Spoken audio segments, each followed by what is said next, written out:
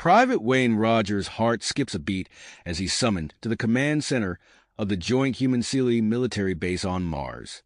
The intercom's urgent tone hints at something extraordinary, but nothing prepares him for the news awaiting him. General Harrison's face is a mask of seriousness as Wayne enters. "Private Rogers, you've been randomly selected for a mission of utmost importance," he states, his voice grave. "The fate of our alliance with the Sealy hangs in the balance." Wayne's mind races. The Human-Sealy alliance, forged after years of conflict, remains fragile.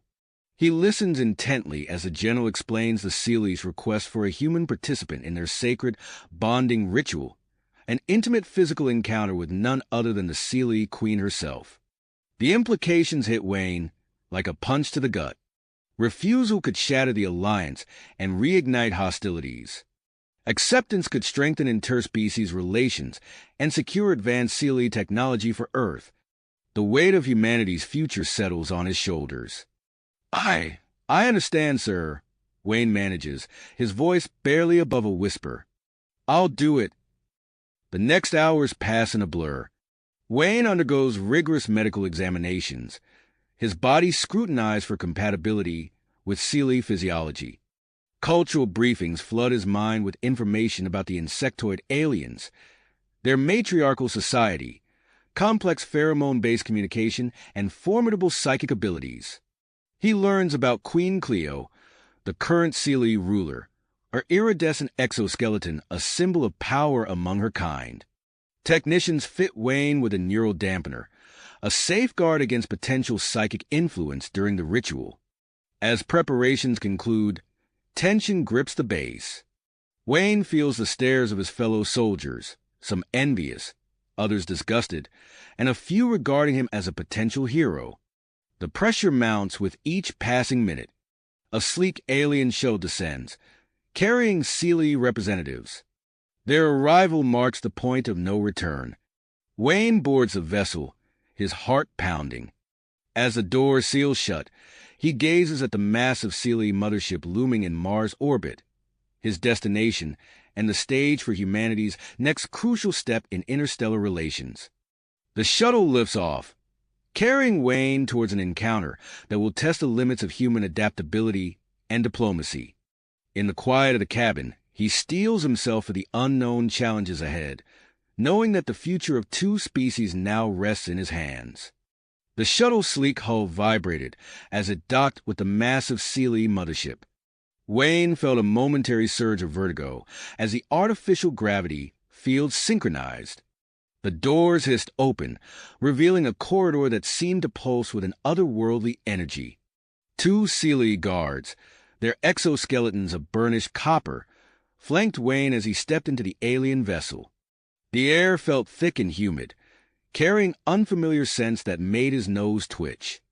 The walls themselves seemed alive, emitting a soft bioluminescent glow that shifted in patterns he couldn't quite follow. "This way, human." One of the guards clicked, the translation device in Wayne's ear struggling to keep up with the rapid-fire pheromone-laced communication. They led him through a maze of corridors, each more fantastical than the last. Gravity seemed to shift and reorient itself as they moved, and Wayne found himself walking on what should have been walls or ceilings. His stomach lurched, but he forced himself to focus on the task at hand. The decontamination chamber loomed before him, a sleek pod that hummed with hardly restrained energy. Wayne hesitated for a moment before stepping inside. The door sealed with a soft whoosh, and he was enveloped in a swirling mist of nanobots and chemical agents. The process was far from comfortable.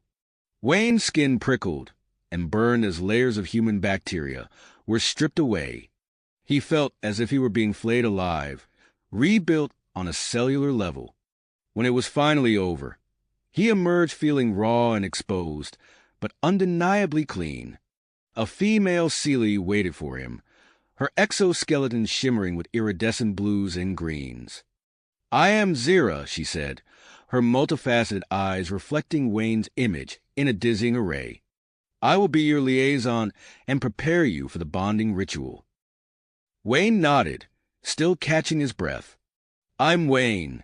It's an honor to be here. Zira led him to a chamber that seemed to be a cross between a laboratory and a meditation room. As they walked, she began to explain the intricacies of Seelie courtship and mating practices. Wayne listened intently, his mind turning from the alien concepts. The bonding ritual is not merely a physical act, Zira explained, her antennae twitching with emphasis.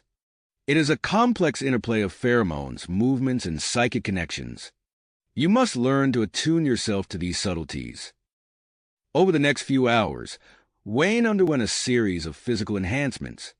Seelie scientists injected him with a cocktail of hormones and nanobots, explaining that these would make his physiology more compatible with the Queen's.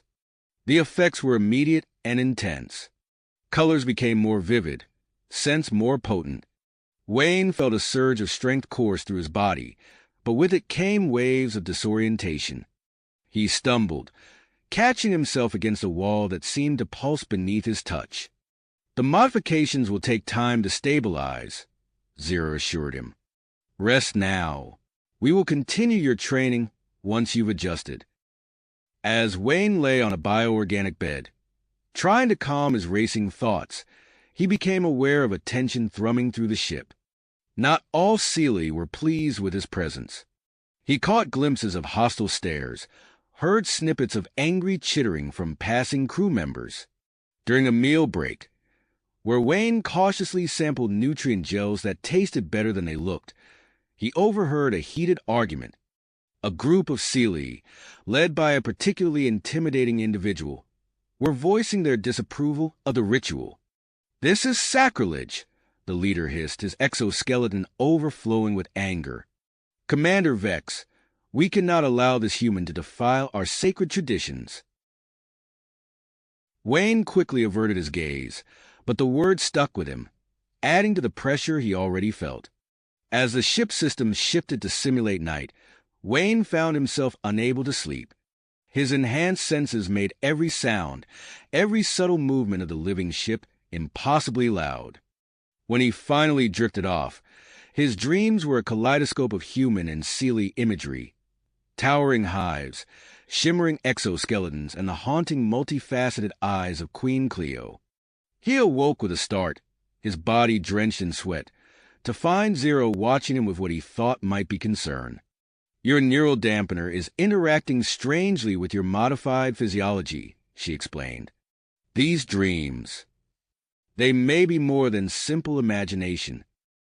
As his training progressed, Wayne found himself developing an unexpected empathy for the Seelie, particularly Zira. Her patience and guidance touched him, and he began to see beauty in her alien form. This growing connection worried him. He knew his duty was to bond with the Queen, not form attachments to other Seelie. The day of the ritual approached rapidly. Wayne's anxiety grew with each passing hour. The fate of human-Seelie relations rested on his performance in an alien mating ritual he still didn't fully understand. He paced the chamber, his enhanced muscles coiled with tension. "Zira," he asked during one of their final preparation sessions, "what if I fail? What if I can't connect with the Queen in the way your people expect?" Zira's antennae quivered, a gesture Wayne had come to recognize as thoughtfulness. "You must not think of failure, Wayne. The Queen has been observing you. She is intrigued." This revelation sent a shiver down Wayne's spine. He'd been watched this entire time. The thought of Queen Cleo's alien gaze, following his every move, added a new layer of complexity to his already tumultuous emotions. As Wayne steeled himself for the impending ritual, he remained unaware of the political storm brewing back on Earth. News of his mission had leaked, sparking fierce debate and threatening the very alliance he was here to strengthen. The pressure on his shoulders, already immense, was about to increase tenfold. The day after his unsettling dreams, Wayne found himself in a sterile laboratory aboard the Seelie ship. Chief Researcher Nyla, a Seelie with a pale green exoskeleton, loomed over him with an array of instruments that looked more like alien artwork than medical equipment. "We must accelerate your adaptation process." Nyla explained, her mandibles clicking softly. The bonding ritual approaches, and your body must be prepared. Wayne nodded, trying to quell the nervous flutter in his stomach. He watched as Nyla prepared a syringe filled with a shimmering, opalescent liquid. This contains specialized nanobots, she said. They will temporarily alter your physiology to align more closely with Seelie biology. As the needle pierced his skin, Wayne felt a cold rush spread through his veins. Within moments, his senses began to shift and warp. The lab's soft bioluminescence became a riot of colors he had never seen before. Sounds sharpened, revealing layers of ultrasonic communication between the Seelie scientists. Wayne's head spun as he tried to process the overwhelming sensory input. Is this normal? He gasped, gripping the edges of the examination table. Nyla's antennae twitched in what Wayne had come to recognize as concern. The effects are more pronounced than anticipated. Your neural dampener may be interfering with the nanobot's integration. As the scientists huddled around their instruments, discussing Wayne's readings in rapid-fire clicks and pheromone bursts, a high-pitched whine filled the air. One of the monitoring devices began to spark and smoke. Malfunction, Nyla shouted. Containment breach. Before anyone could react, a surge of energy pulsed through the room. Wayne felt a searing pain in his chest as another wave of nanobots flooded his system. His vision blurred, and he slipped into unconsciousness. When Wayne awoke, he found himself in a dimly lit recovery chamber. Zira sat beside him, her iridescent exoskeleton reflecting the soft glow of the living walls. What happened? Wayne croaked, his throat dry and scratchy. Zira's antennae drooped slightly. There was an accident during your augmentation procedure. You received a much higher dose of nanobots than intended. As Wayne processed this information, he became aware of strange new sensations throughout his body. His skin felt hypersensitive, and he could detect subtle changes in the air currents around him. The nanobots have caused some unexpected developments, Zira continued, her voice tinged with a mixture of concern and fascination. You've begun to develop limited pheromone-producing glands, similar to ours. Wayne's eyes widened in shock. Is that even possible? Before Zira could respond, the door slid open, revealing Commander Vex. The imposing Seelie's exoskeleton bristled with anger as he stormed into the room. This abomination has gone too far. Vex hissed, his pheromones radiating disgust. We cannot allow this human to corrupt our sacred traditions. Zira rose to confront him. Commander, please. This was an accident, and it may actually enhance the success of the bonding ritual. Vex's multifaceted eyes narrowed. Or it could lead to the downfall of our entire species. This human's presence is an insult to our ancestors. As the two Seelie argued, Wayne became acutely aware of the tension in the room. He could sense the pheromones they were releasing, each conveying complex emotions and intentions.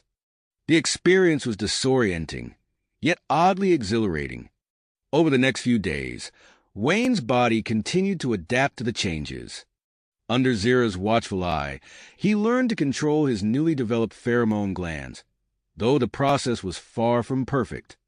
Sometimes he would inadvertently release a burst of pheromones, causing nearby Seelie to react with confusion or amusement.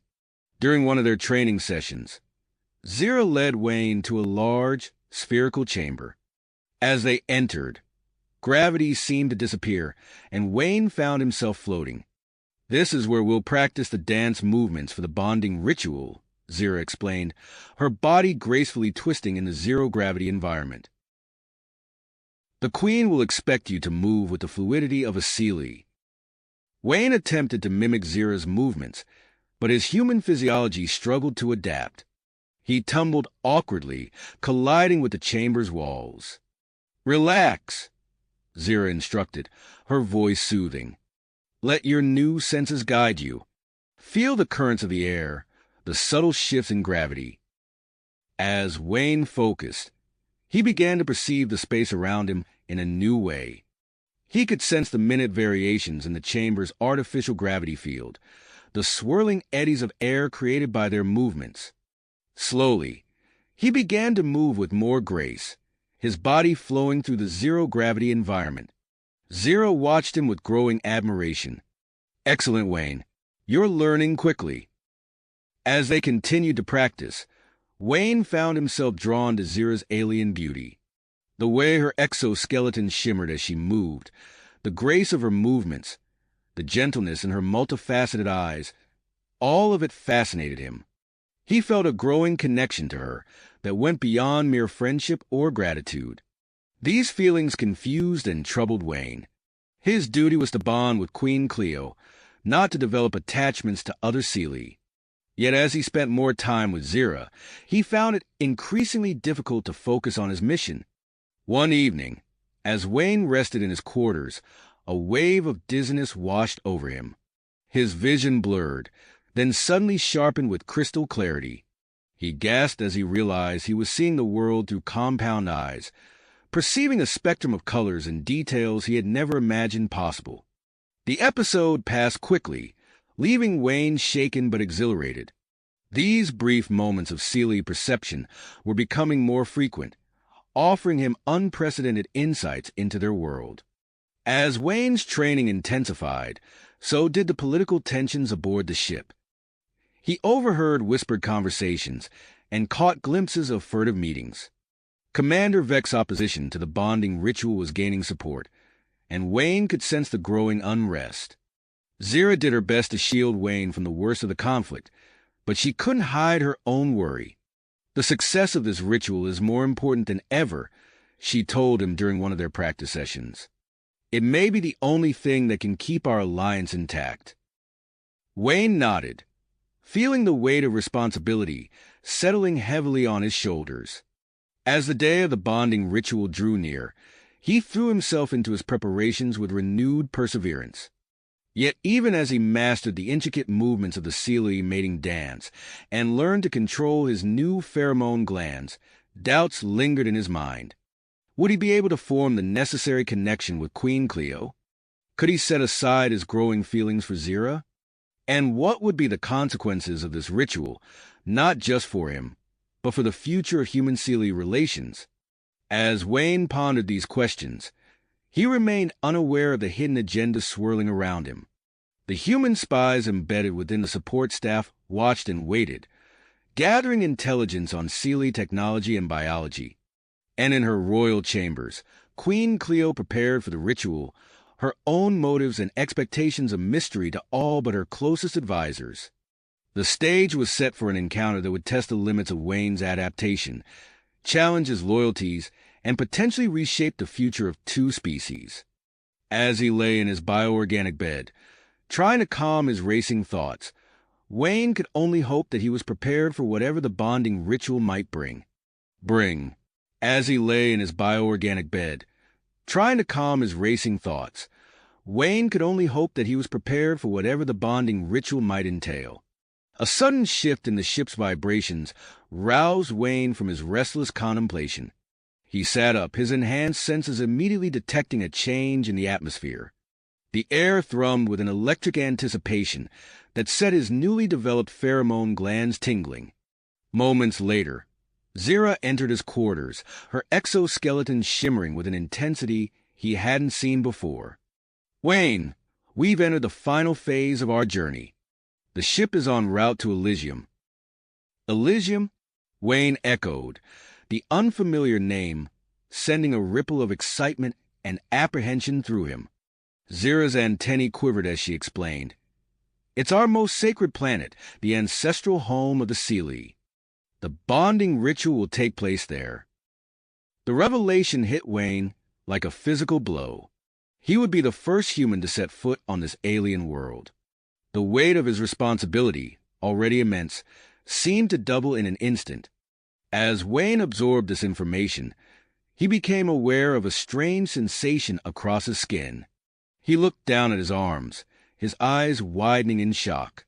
A faint, iridescent sheen had begun to spread across his flesh, reminiscent of the Seelie's exoskeletons. "Zira," he said, his voice tight with concern, Something's happening to me. The Sealy liaison leaned in, her compound eyes focusing on Wayne's altered skin. The nanobots, she breathed. They're still changing you. Over the next few days, as the ship hurtled towards Elysium, Wayne's transformation accelerated.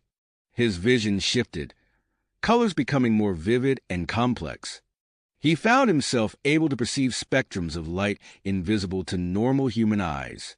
These changes did not go unnoticed. Both human and Sealy medical teams hovered around Wayne, their faces etched with worry as they ran test after test. Wayne caught snippets of their hushed conversations, words like irreversible and unknown consequences sending chills down his spine. Commander Vex, ever the opportunist, seized upon Wayne's metamorphosis to further his anti-alliance agenda. Grainy images of Wayne's altered appearance began circulating among the crew, accompanied by dire warnings of human infiltration and corruption. The ship buzzed with tension, crew members arguing in hushed clicks and pheromone bursts. Wayne could sense the divide growing, even among those who had previously supported the alliance. Amidst this turmoil, Wayne received an unexpected summons. Queen Cleo herself requested a private audience with him before the ritual. As Zira escorted him to the Queen's chambers, Wayne's heart raced. What could the Sealy monarch want with him? Thrix, the Queen's stern-faced advisor, met them at the entrance.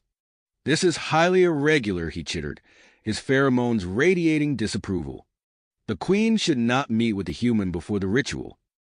"The Queen's will is absolute," Zira countered, her own pheromones asserting authority. As Wayne entered the royal chamber, he was struck by its alien grandeur. Bioluminescent patterns danced across the walls, responding to the Queen's presence. Queen Cleo herself was a vision of otherworldly beauty, her exoskeleton gleaming with an inner light. "Welcome, Wayne of Earth," she greeted him, her multifaceted eyes studying him intently. "I see the changes in you. You walk the path between our worlds." Wayne bowed awkwardly, unsure of the proper protocol. "Your Majesty, I'm honored by your invitation." As they spoke, Wayne found himself captivated by the Queen's presence. Yet, unbidden, thoughts of Zira kept intruding. He pushed them aside, focusing on the task at hand. The meeting left Wayne's head spinning, filled with new insights into Sealy culture and the importance of the upcoming ritual. As he left the Queen's chambers, he caught sight of Zira waiting for him. The look in her compound eyes sent a pang through his heart, a mixture of longing and sadness that he felt echoed in his own conflicted emotions. Their final days of preparation were intense. Wayne underwent a series of agonizing treatments designed to optimize his body for the ritual. Each session left him gasping in pain, his altered physiology pushed to its limits. During one particularly grueling procedure, as waves of agony washed over him, Wayne experienced a moment of startling clarity. This mission had become more than a diplomatic necessity. It was a journey of transformation, a bridge between two worlds.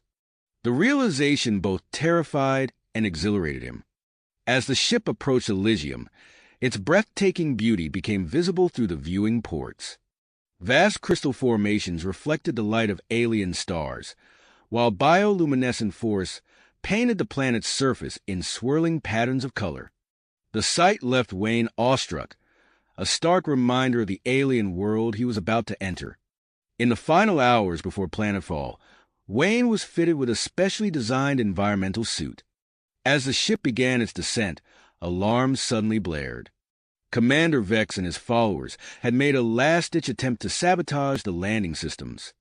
Chaos erupted as loyal crew members fought to regain control. Wayne found himself in the thick of it, his enhanced reflexes and newfound Sealy senses allowing him to assist in ways he never could have before. As the crisis was averted and the ship touched down on Elysium's surface, Wayne stood at the airlock, his heart pounding. The door hissed open, revealing a world beyond his wildest imagination. With a deep breath, he took his first step onto Elysium, the first human to set foot on this sacred Sealy world. The alien landscape stretched before him, a tapestry of colors and shapes that defied human comprehension. Wayne's altered senses drank in the beauty, even as his mind reeled from the enormity of what lay ahead. The bonding ritual awaited, and with it, the fate of two species hung in the balance. Balance. The alien landscape stretched before him, a tapestry of colors and shapes that defied human comprehension. Wayne's altered senses drank in the beauty, even as his mind reeled from the enormity of what lay ahead. As he took his first steps onto Elysium's surface, Wayne felt the ground beneath his feet pulse with an otherworldly energy. The crystalline structures surrounding the landing site refracted starlight in mesmerizing patterns, casting prismatic hues across the terrain. Bioluminescent vegetation swayed in a breeze he couldn't feel, their glow intensifying as if responding to his presence. Before Wayne could fully process the alien wonder around him, a group of Sealy attendants approached. Their exoskeletons glimmered with an iridescence that seemed to mirror the landscape. With graceful motions, they gestured for Wayne to follow. "This way, emissary." One of them clicked, the translator in Wayne's ear conveying the message. "The temple awaits." As they moved through the alien landscape, Wayne noticed the flora reacting to their passage. Tendrils of light rippled through the vegetation, creating a path of illumination that guided their way. The air itself seemed alive with tiny motes of bioluminescence, swirling around them like curious fireflies. In the distance, a massive structure loomed, its architecture unlike anything Wayne had ever seen. The temple dedicated to the bonding ritual was a marvel of organic design and crystalline precision. Its walls pulsed with an inner light that shifted and flowed, creating the illusion that the entire building was breathing. As they drew closer, Wayne could make out intricate carvings covering every surface of the temple. The etchings depicted scenes from Sealy history, past rituals, the evolution of their society, and what appeared to be prophetic visions of the future. One particular carving caught his eye. It seemed to show a being that was neither fully Sealy nor human, standing between the two species with arms outstretched. Before Wayne could ponder the meaning of this image, a commotion at the temple entrance drew his attention. Queen Cleo had arrived, her procession a dazzling display of Sealy regalia. The queen's exoskeleton shimmered with a kaleidoscope of colors that seemed to ripple and change with her every movement. Her compound eyes, vast and multifaceted, reflected the starlight like living gemstones. As the queen approached, the surrounding flora erupted in a symphony of light and color. It was as if the entire planet was acknowledging her presence, bowing to her authority. Wayne felt a surge of awe and trepidation as her gaze fell upon him. "Welcome, Wayne of Earth." Queen Cleo's voice resonated in his mind, bypassing his translator entirely. "The time has come for us to forge a bond that will unite our peoples." Wayne bowed deeply, his newly enhanced senses overwhelmed by the Queen's presence. As he straightened, he caught sight of Zira, standing among the Queen's attendants. Their eyes met for a brief moment, and Wayne felt a pang of emotion that he quickly suppressed. The Sealy attendants ushered Wayne into the temple, leading him through corridors that seemed to shift and change as they walked. They arrived at a preparation chamber, where several Sealy waited with an array of unfamiliar instruments. "We must prepare you for the ritual," one of the Sealy explained, gesturing to a raised platform in the center of the room. As Wayne lay on the platform, the Sealy began applying a series of bioluminescent markings to his skin.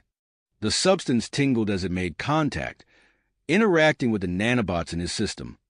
Intricate patterns began to form, glowing with an inner light that pulsed in rhythm with his heartbeat. Suddenly, an explosion rocked the temple. Alarms blared as Sealy guards rushed past the preparation chamber. Wayne sat up, his body tense for action. "Commander Vex," he heard a guard click urgently. "He and his followers are attempting to breach the inner sanctum." Before Wayne could react, Zira burst into the room, her exoskeleton battle-scarred and her eyes wild with urgency. "Wayne," she chittered, her pheromones conveying a mix of fear and purpose. "I had to see you before it's too late." "Zira, what's going on?" Wayne asked, stepping towards her. I can't let you go through with this without knowing." Zira's antennae quivered as she spoke. "My feelings for you, they've grown beyond mere duty or friendship. I love you, Wayne." The confession hit Wayne like a physical blow. He stood frozen, a whirlwind of emotions threatening to overwhelm him. Before he could respond, a Seelie attendant burst into the room. "It's time," the attendant announced. "The Queen awaits in the inner sanctum." As Wayne was led away, he cast one last look at Zira. The pain and longing in her compound eyes mirrored the conflict raging within him. With a heavy heart, he turned and followed the attendant deeper into the temple. The inner sanctum was a vast, dome-shaped chamber filled with a swirling, luminescent mist. At its center stood an elevated platform where Queen Cleo waited, her form radiating an otherworldly elegance. Wayne ascended the platform, his bioluminescent markings flaring brightly in response to the Queen's presence. As the ritual began, Wayne and Queen Cleo moved in perfect synchronization, their bodies flowing through a series of complex, dance-like movements. The air around them shimmered as their pheromones intermingled, creating visible patterns of chemical exchange. Wayne's consciousness began to expand, the psychic dampener he'd been given faltering under the Queen's intense telepathic presence. Fragments of Seelie history and culture flooded his mind, providing him with a profound understanding of their species. As the ritual reached its climax, a surge of energy coursed through the temple. Wayne's markings blazed with blinding intensity, and he felt an overwhelming connection forming between himself and Queen Cleo. In that moment of deep bonding, a vision filled his mind, a glimpse of a future where humans and Seelie stood united, their combined strengths facing unknown cosmic challenges. The intensity of the connection proved too much for Wayne's enhanced, but still human physiology. As the vision faded, he felt his consciousness slipping away. The last thing he saw before darkness claimed him was Queen Cleo's multifaceted eyes, filled with concern and an emotion he couldn't quite identify. Wayne collapsed on the platform, his body pulsing with residual alien energy. As both Seelie and human medical teams rushed to his aid, the fate of the human-Seelie alliance hung in the balance, the consequences of this unprecedented interspecies bonding yet to be revealed. As Wayne's consciousness faded, the inner sanctum erupted into chaos. Queen Cleo's multifaceted eyes widened with alarm as she watched the human collapse on the platform, his body still pulsing with residual alien energy. "Attend to him immediately," she commanded, her pheromones radiating urgency and concern. Within moments, both Seelie and human medical teams converged on the platform, the air filled with a cacophony of clicks, chirps, and urgent human voices as the two species worked in tandem to stabilize Wayne's condition. Dr. Elena Reeves, the lead human physician, pressed a handheld scanner against Wayne's temple. "His neural activity is off the charts," she reported, her voice tense. "We need to stabilize his synaptic responses before." A Seelie medical officer interrupted with a series of rapid clicks. The translator conveyed his message. "The human's physiology is altering at the cellular level. We must counteract the transformation before it becomes irreversible." As the medical teams worked feverishly, an alarm blared through the temple's communication systems. Captain Czar, head of the Seelie Royal Guard, burst into the inner sanctum, his exoskeleton gleaming with battle readiness. "Your Majesty," he clicked urgently, "we've detected an unauthorized data transmission. The human intelligence team has been compromised." Queen Cleo's antennae twitched with displeasure. "Apprehend them immediately, Captain. We cannot allow this breach to jeopardize our alliance." In the temple's communication center, Jack Hawkins and his team found themselves surrounded by Seelie guards, energy weapons trained on them from all sides. The room crackled with tension as neither group moved, locked in a precarious standoff. "Lower your weapons," Captain Czar demanded, his mandibles clicking menacingly.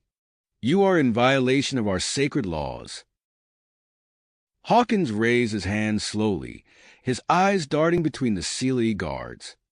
"There's been a misunderstanding," he said, his voice steady despite the circumstances. "We were merely sending a routine status update to." His words were cut short as Commander Vex's voice boomed through the temple's announcement system. "Citizens of Sealy, heed my words. The Human-Sealy alliance has failed us. Even now, their emissary lies stricken, unable to withstand our sacred ritual, and their spies seek to steal our secrets." Throughout the temple complex, Sealy gathered in small groups, their antennae quivering as they exchanged pheromones of uncertainty and fear. Vex's words seemed to confirm their deepest anxieties about the alliance. Back in the inner sanctum, Wayne's eyes fluttered open. He blinked rapidly, his vision swimming with strange, bioluminescent patterns. Dr. Reeves leaned over him, her face a mixture of concern and fascination. "Wayne, can you hear me?" she asked, shining a light into his eyes. Wayne nodded slowly, then gasped as a wave of sensation washed over him. He could perceive the emotional states of the Sealy around him, their pheromones creating a complex tapestry of feelings that he could somehow interpret. I can sense them," he whispered, his voice hoarse. "The Sealy, their emotions, their intentions. It's like I'm one of them." Queen Cleo stepped forward, her presence causing a ripple of bioluminescence across Wayne's newly altered skin. "The ritual was not a failure," she declared, her voice carrying throughout the chamber. "A partial bond has formed between us. Wayne of Earth now stands as a living bridge between our species." The Queen's chief advisor, Thrix, approached her with trepidation. "Your Majesty," he clicked softly, "such a claim could have far-reaching consequences. The stability of the monarchy is of secondary concern to the future of our alliance," Queen Cleo interrupted firmly. At that moment, Zira burst into the chamber, her eyes immediately locking onto Wayne. As she approached, Wayne felt a surge of emotion emanating from her, a complex mix of relief, love, and uncertainty that nearly overwhelmed his newfound senses. "Wayne," Zira clicked softly, reaching out to touch his arm. "You're alive, but you've changed." Wayne looked into Zira's compound eyes, suddenly able to comprehend the depth of her feelings for him. The realization created a whirlwind of conflicting emotions within him, further complicated by his partial bond with Queen Cleo. Before Wayne could respond, another alarm blared through the temple. Captain Czar returned, his exoskeleton now bearing signs of recent combat. "Your Majesty," he reported, "we've contained the human intelligence team, but we're detecting a new threat. Long-range sensors have identified an unidentified object approaching Elysium at high speed. It matches neither human nor Sealy designs." The news sent a shock wave through the chamber. Queen Cleo's pheromones shifted, radiating a mix of concern and willpower that Wayne could now clearly perceive. "We must prepare for any eventuality," she declared. "Wayne, your unique position may prove crucial in the coming hours. Captain Czar, assemble a joint human-Sealy task force to investigate this new threat." As the temple buzzed with activity, Wayne struggled to his feet, still adjusting to his transformed body and enhanced senses. He found himself at the center of a storm of competing interests and looming threats, his very existence now a symbol of the complex, fragile alliance between humans and Sealy. The unidentified object continued its approach to Elysium, a silent harbinger of yet another challenge for the two species. As Wayne looked out over the alien landscape, now seen through his altered eyes, he realized that his journey of transformation was not nearly finished. The true test of the Human-Sealy alliance and his place within it was only just beginning. The true test of the Human-Sealy alliance and his place within it was only just starting to unfold. As Wayne stood, steadying himself against the sudden vertigo that accompanied his transformation, Queen Cleo's voice cut through the chaos of the chamber. "We must convene an emergency council meeting," she declared, her pheromones radiating urgency. "Wayne, your presence is required." The statement sent a ripple of surprise through the assembled Seelie. Wayne could sense their conflicting emotions, curiosity, suspicion, and fear, as clearly as if they were speaking aloud. Captain Czar stepped forward, his exoskeleton gleaming under the bioluminescent lights. "Your Majesty, with all due respect, allowing a human, even one partially bonded, into the council chamber is unprecedented." "These are unprecedented times, Captain," Queen Cleo replied firmly. "Wayne's unique perspective may prove invaluable." As they made their way to the council chamber, Wayne's enhanced senses were overwhelmed by the sheer amount of information they were processing. The walls themselves seemed alive, pulsing with bioluminescent patterns that shifted in response to the emotions of those nearby. The council chamber was a vast, circular room with tiered seating surrounding a central platform. As Wayne entered alongside Queen Cleo, he felt the weight of dozens of compound eyes upon him. The air was thick with pheromones, creating a complex tapestry of emotions that Wayne was only beginning to decipher. Commander Vex's voice cut through the tension. "This is an outrage. We cannot allow a human to be privy to our most sensitive discussions." Wayne could sense the support for Vex's words rippling through a section of the council. Before Queen Cleo could respond, he stepped forward, surprising himself with his newfound confidence. "I understand your concerns," Wayne said, his voice steady. "But right now, we face a threat that doesn't distinguish between human or Seelie. Our best chance of survival is to work together." As he spoke, Wayne focused on projecting a mixture of calm and dedication through his own pheromones. He watched in fascination as the bioluminescent patterns on the walls shifted, reflecting the changing mood of the council. Queen Cleo nodded approvingly. "Well said. Now, let us address the matter at hand. Captain Czar, what have our long-range scans revealed?" Captain Czar activated a holographic display in the center of the chamber. A massive, organic-looking vessel appeared, its surface covered in what appeared to be pulsating veins and strange, bioluminescent nodes. "The object appears to be a living ship," Czar explained, his antennae twitching with a mixture of fascination and apprehension. "Its design is unlike anything in our records or those shared by our human allies." The revelation sent a shockwave through the council chamber. Wayne could sense the fear and excitement emanating from the assembled Seelie. As the council debated their next move, a commotion at the chamber entrance drew everyone's attention. Captain Mira Stone, leader of the newly arrived human peacekeeping force, strode in, her expression hard and unyielding. "I apologize for the interruption," she said, her voice carrying a hint of steel. "But given the circumstances, I believe humanity deserves a seat at this table." Wayne could sense the immediate tension between Captain Stone and the Seelie security forces. Captain Czar's pheromones radiated distrust and territorial aggression. Queen Cleo, however, remained calm. "Captain Stone, your arrival is timely. We were just discussing our response to this potential threat." As the debate intensified, Wayne found himself in a unique position. His ability to perceive the subtle interplay of pheromones and body language among the Seelie gave him unprecedented insight into their true intentions and concerns. "If I may," Wayne interjected during a particularly heated exchange, "I believe I can offer a perspective that bridges our two cultures." Over the next hour, Wayne mediated between the different factions, translating the nuanced pheromone communications of the Seelie for Captain Stone, while helping the humans present their viewpoints in ways the Seelie could better understand. As the council session neared its end, Queen Cleo rose to her full height, her bioluminescent patterns glowing with intensity.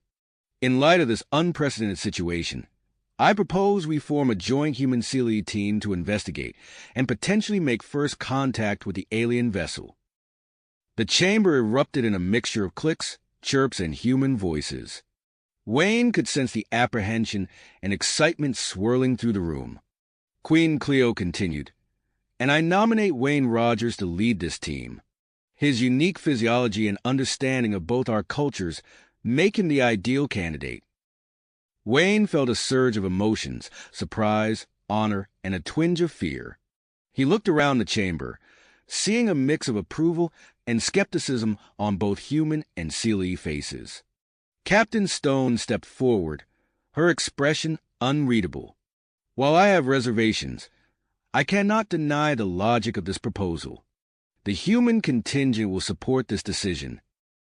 As the council adjourned and preparations for the mission began, Wayne found himself at the center of a whirlwind of activity. He caught sight of Zero watching him from across the chamber, her compound eyes conveying a complex mix of emotions that tugged at his heart. Before he could approach her, Dr. Alara, a Seelie xenobiologist, appeared at his side. "Wayne, I've been assigned to monitor your condition and study your unique physiology during this mission." Wayne nodded, suddenly aware of the physical and mental strain of his transformation. As they walked towards the medical bay for preliminary tests, alarms blared throughout the complex. Captain Czar's voice came over the communication system. "The alien vessel has entered Elysium's orbit. All personnel, report to your designated stations immediately." Wayne shared a look with Dr. Alara, both aware that their window of preparation had just shrunk dramatically. As they quickened their pace, Wayne couldn't shake the feeling that everything, the fate of the Human-Seelie alliance, the mystery of the alien ship, and his own uncertain future, was accelerating towards a point of no return. As Wayne and Dr. Alara rushed towards the medical bay, the complex shuddered around them. The alarms blaring through the corridors took on a more urgent tone, their pitch rising to a fever pitch. "We need to get the shuttle bay," Wayne said, his newly enhanced senses picking up the rising tension in the air. He could feel the fear and anticipation radiating from the Seelie around them, their pheromones creating a complex tapestry of emotions that threatened to overwhelm him. Dr. Alara nodded, her antennae twitching with nervous energy. "Agreed. Your preliminary tests will have to wait." They changed course, joining the stream of humans and Seelie, heading towards the shuttle bay. As they ran, Wayne caught sight of Captain Stone barking orders into her communicator, her face set in a grim mask of tenacity. The shuttle bay was a hive of activity when they arrived. Human and Seelie technicians worked side by side, prepping a sleek, hybrid craft for launch. Its design was a testament to the Alliance, combining the best of both species' technologies. Captain Stone spotted Wayne and waved him over. "Rogers, are you fit for duty?" Wayne nodded, pushing aside his lingering discomfort. "Yes, Captain. I'm ready." "Good. You're with us on the first contact team. We launch in 5 minutes." As Wayne boarded the shuttle, he felt a hand on his arm. He turned to see Zira, her compound eyes reflecting a mix of concern and grit. "Be careful out there," she clicked softly. "We still have much to discuss." Wayne nodded, feeling a surge of emotion that he couldn't quite place. Before he could respond, Captain Stone called for final boarding. The shuttle lifted off smoothly, its advanced engines humming with power. Through the view screen, Wayne watched as Elysium's surface fell away, replaced by the vast expanse of space. And there, growing larger with each passing moment, was the alien vessel. It was unlike anything Wayne had ever seen. The ship seemed to pulse with life, its surface covered in intricate patterns that shifted and changed as they watched. Veins of bioluminescence crisscrossed its hull, creating a hypnotic display that drew the eye. Captain Stone's voice cut through Wayne's fascination. "All hands, brace for approach. We're detecting some unusual energy readings from the alien vessel." No sooner had she spoken than the shuttle began to shudder. Wayne felt a pull in his gut, as if an invisible hand had reached out and grabbed him. "We're caught in some kind of gravitational field," the pilot reported, her fingers flying over the controls. "I can't break free." Wayne watched in a mix of awe and trepidation as a massive opening appeared in the side of the alien ship. The shuttle, now completely under the control of the unseen force, was drawn inexorably towards the gaping maw. They passed through a shimmering energy barrier, the shuttle systems flickering momentarily before stabilizing. Inside, they found themselves in a vast, dimly lit chamber. The walls pulsed with a soft, organic light that seemed to respond to their presence. As the shuttle touched down on a surface that felt more like living tissue than solid ground, Wayne's enhanced senses went into overdrive. He could perceive complex patterns in the light and vibrations around them, carrying information in a way he couldn't fully comprehend. "Atmosphere reads as breathable," Jack Hawkins, the team's xenobiologist, announced. "Oxygen levels slightly higher than Earth normal, with trace elements we can't identify. There's also some kind of aromatic compound present. Smells almost sweet." Captain Stone nodded, her face set in a mask of willpower. "All right, people, we're making history here. Rogers, you take point. Your unique abilities might give us an edge in understanding this place." Wayne stepped out of the shuttle, his feet sinking slightly into the spongy floor. The air felt thick and heavy in his lungs, tinged with an otherworldly sweetness. Behind him, he could sense the mix of excitement and apprehension from the rest of the team as they disembarked. As they began to cautiously explore the chamber, Wayne noticed the walls around them starting to shift and undulate. A section peeled away, revealing a corridor that seemed to beckon them forward. "It's reacting to our presence," Wayne said, his voice hushed with awe. "I don't sense any immediate threat. I think it wants us to follow." Captain Stone hesitated for a moment, then nodded. "Lead the way, Rogers. But everyone stay alert. We don't know what we're dealing with here." As they moved down the corridor, Wayne marveled at the way the walls pulsed with shifting patterns of light. It was as if the very structure of the ship was alive, watching them, reacting to their every move. The corridor opened up into a vast central chamber, and Wayne felt his breath catch in his throat. Floating in the center of the room was a cluster of translucent, jellyfish-like creatures.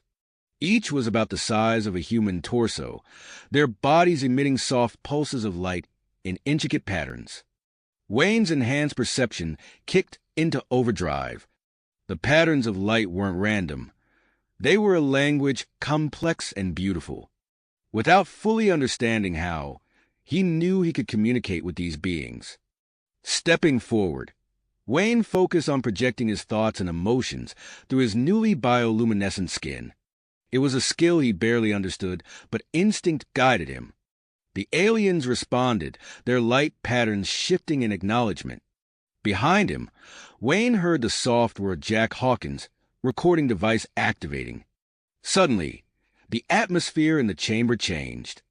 The organic walls constricted, and before anyone could react, Wayne found himself cut off from the rest of the team, alone in a smaller chamber with the alien beings.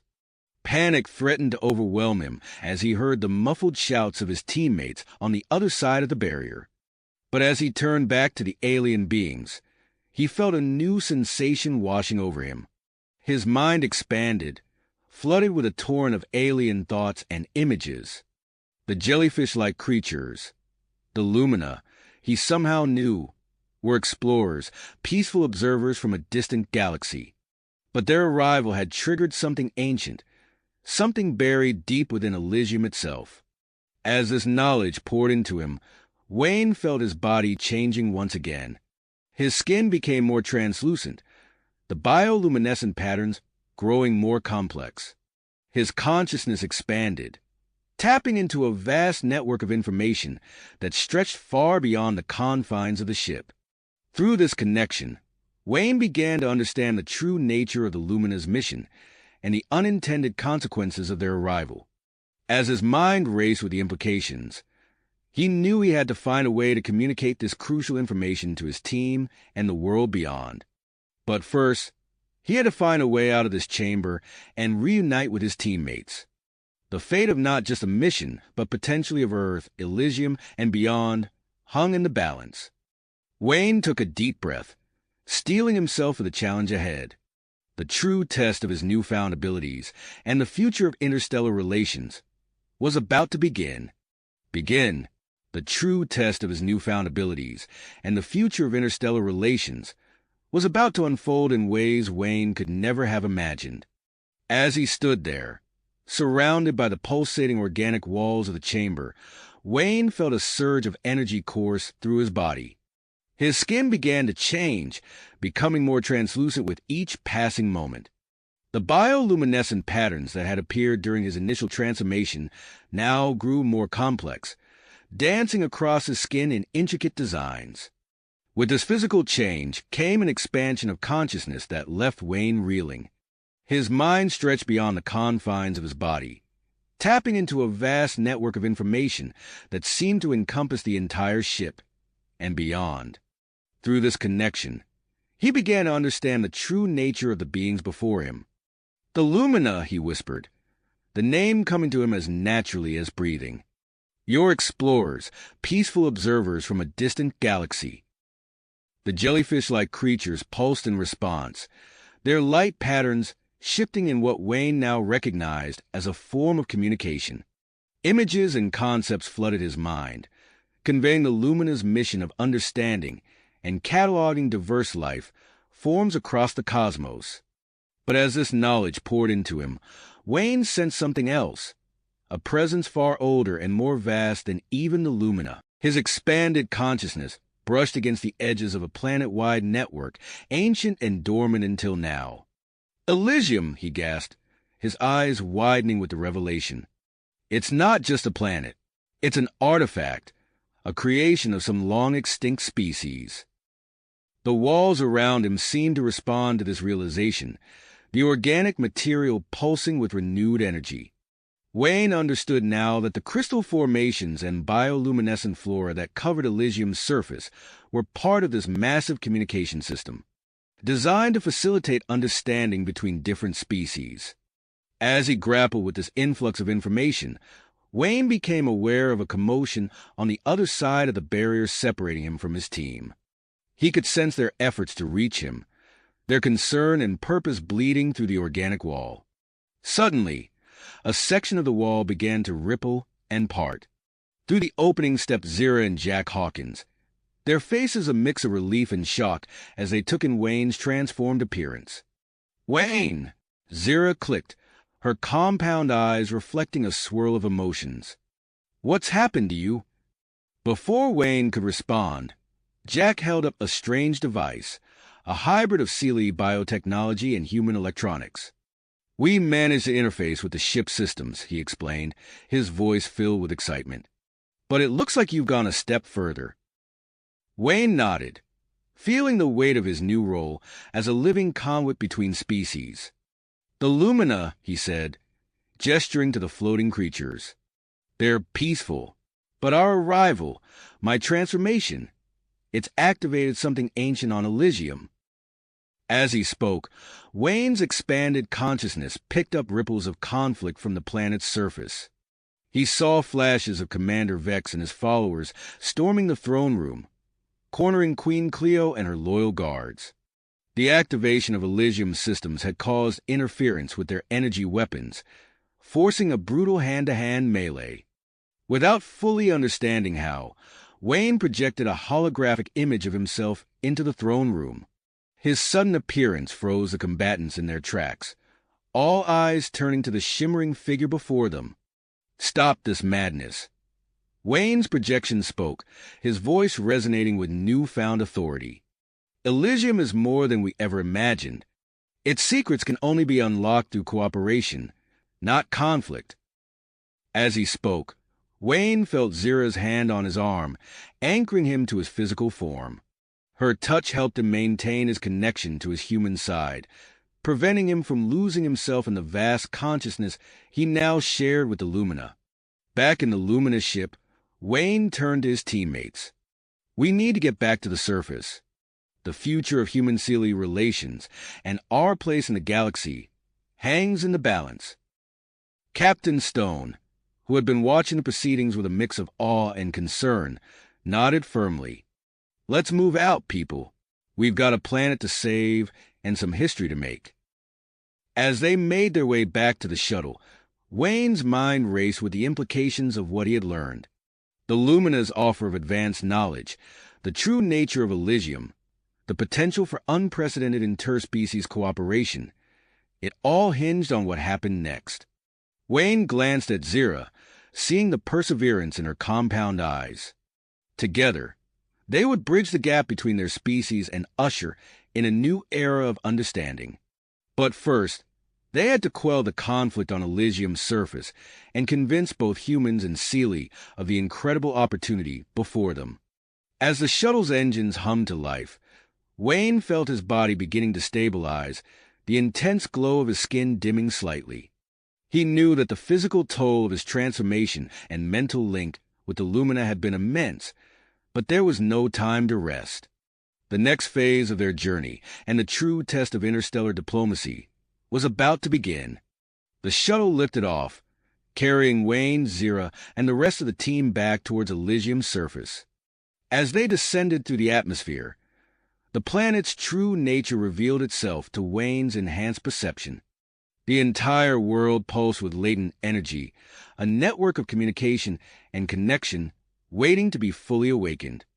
We're going to need to work fast, Wayne said, turning to Captain Stone. There's so much at stake, and we've only scratched the surface of what Elysium can offer. Stone nodded, her face set with perseverance. Whatever you need, Rogers. We're all in this together now. As Elysium's surface rushed up to meet them, Wayne steeled himself for the challenges ahead. The future of 3 species now rested in their hands, and the next few hours would determine the course of interstellar relations for generations to come. As the shuttle touched down on Elysium's surface, Wayne felt a surge of purpose coursing through him. The events aboard the luminous ship had changed everything, and now it was time to put that newfound knowledge into action. The following weeks were a whirlwind of activity. Wayne and Zira found themselves at the center of a complex web of diplomacy and scientific discovery. Their unique experiences aboard the Lumina vessel made them invaluable assets in coordinating the joint human-Seelie efforts to understand and harness the planet's ancient technology. As they worked side by side, Wayne couldn't help but notice the growing bond between them. Their shared ordeal had forged a connection that transcended their biological differences. Zira's compound eyes seemed to sparkle with a new intensity when they conversed, and Wayne found himself increasingly attuned to the subtle shifts in her exoskeleton that betrayed her emotions. Their closeness did not go unnoticed. Captain Stone watched their interactions with a mixture of curiosity and concern, her brow furrowing as she observed their seamless cooperation. "Rogers, a word?" she called one day, as Wayne and Zira pored over a holographic map of Elysium's crystal formations. Wayne approached, aware of the captain's scrutiny. "Yes, Captain. I can't help but notice you and Zira have become close," Stone said, choosing her words carefully. "While I appreciate the spirit of cooperation, I need to know if this will affect your judgment when it comes to the mission." Wayne met her gaze steadily. "Captain, I assure you, our focus remains on the task at hand. If anything, our ability to work together enhances our effectiveness." Stone nodded, not entirely convinced, but willing to trust her officer for now. "Very well. Carry on." As the day of departure for the diplomatic mission aboard the Lumina vessel approached, the atmosphere on Elysium crackled with anticipation. A specially designed shuttle sat on the landing pad, its sleek lines incorporating both human and Seelie technology, with organic components that would allow it to interface with the luminous ship. Wayne stood before the assembled delegation, a mix of humans and Seelie chosen for their expertise and diplomatic skills. His skin had taken on a faint luminescence, a residual effect of his transformation that seemed to intensify as the moment of departure drew near. "We stand on the brink of a new era," he addressed the group, his voice carrying across the launch area. What we learn and accomplish aboard the Lumina vessel could reshape the future of both our species. Remember, we go not just as representatives of our own worlds, but as ambassadors for the very concept of interspecies cooperation. As the delegation boarded the shuttle, Wayne felt a familiar presence at his side. Zira stood there, her antennae twitching slightly with excitement. Ready for another adventure? She clicked softly. Wayne smiled, feeling a warmth spread through him at her words. With you by my side? Always. The journey to the luminous ship passed in tense silence, broken only by the occasional murmur of conversation and the hum of the shuttle's engines. As they approached the massive alien vessel, Wayne felt a tingling sensation across his skin. The bioluminescent patterns that had faded in the weeks since his first encounter with the Lumina began to glow more brightly. Several human members of the delegation shifted uncomfortably in their seats, eyeing Wayne with a mixture of awe and unease. Zira, noticing their discomfort, placed a reassuring hand on Wayne's arm. Your changes remind them of the unknown we face, she said softly. But they also represent the potential for growth and understanding. Wayne nodded, grateful for her support. As the shuttle docked with the luminous ship, he took a deep breath, steeling himself for what lay ahead. The airlock cycled open, and the delegation stepped into a world beyond their imagining. The interior of the Lumina vessel had transformed into a vast, ethereal garden. Crystalline structures floated in midair, their facets catching and refracting light in mesmerizing patterns.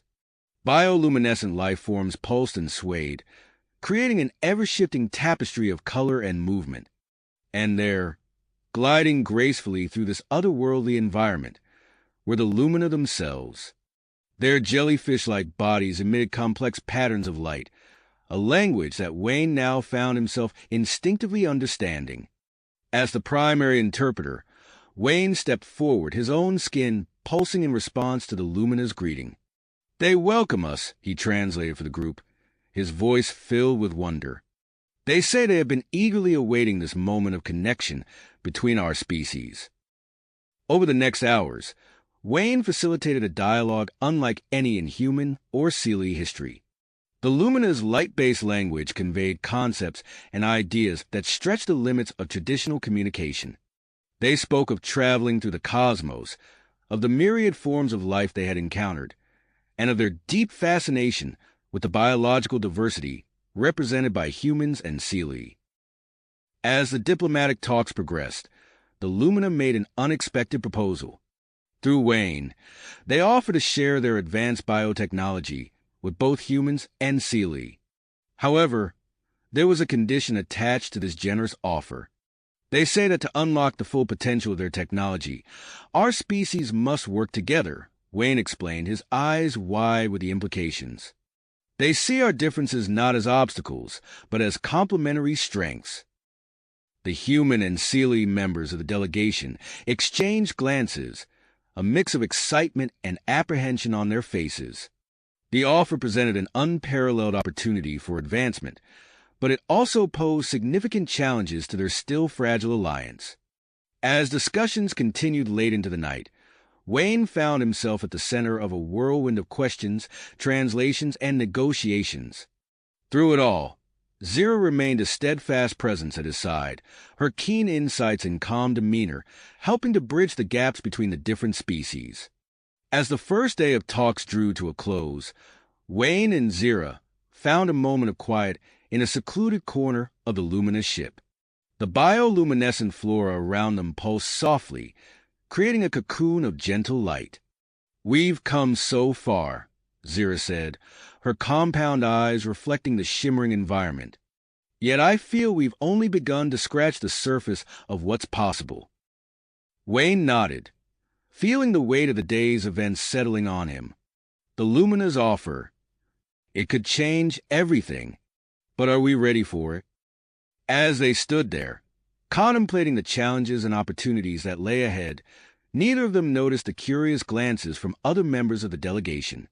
The unique bond forming between human and Seelie was becoming increasingly apparent, adding yet another layer of complexity to an already intricate diplomatic situation.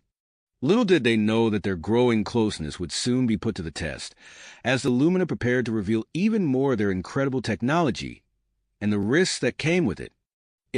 As Wayne and Zira stood in quiet contemplation, a soft chime echoed through the chamber, signaling the arrival of their Lumina hosts. The jellyfish-like beings glided into view, their bioluminescent bodies pulsing with complex patterns of light. Wayne's enhanced perception allowed him to understand their communication, and he turned to the assembled delegation with a mix of excitement and trepidation.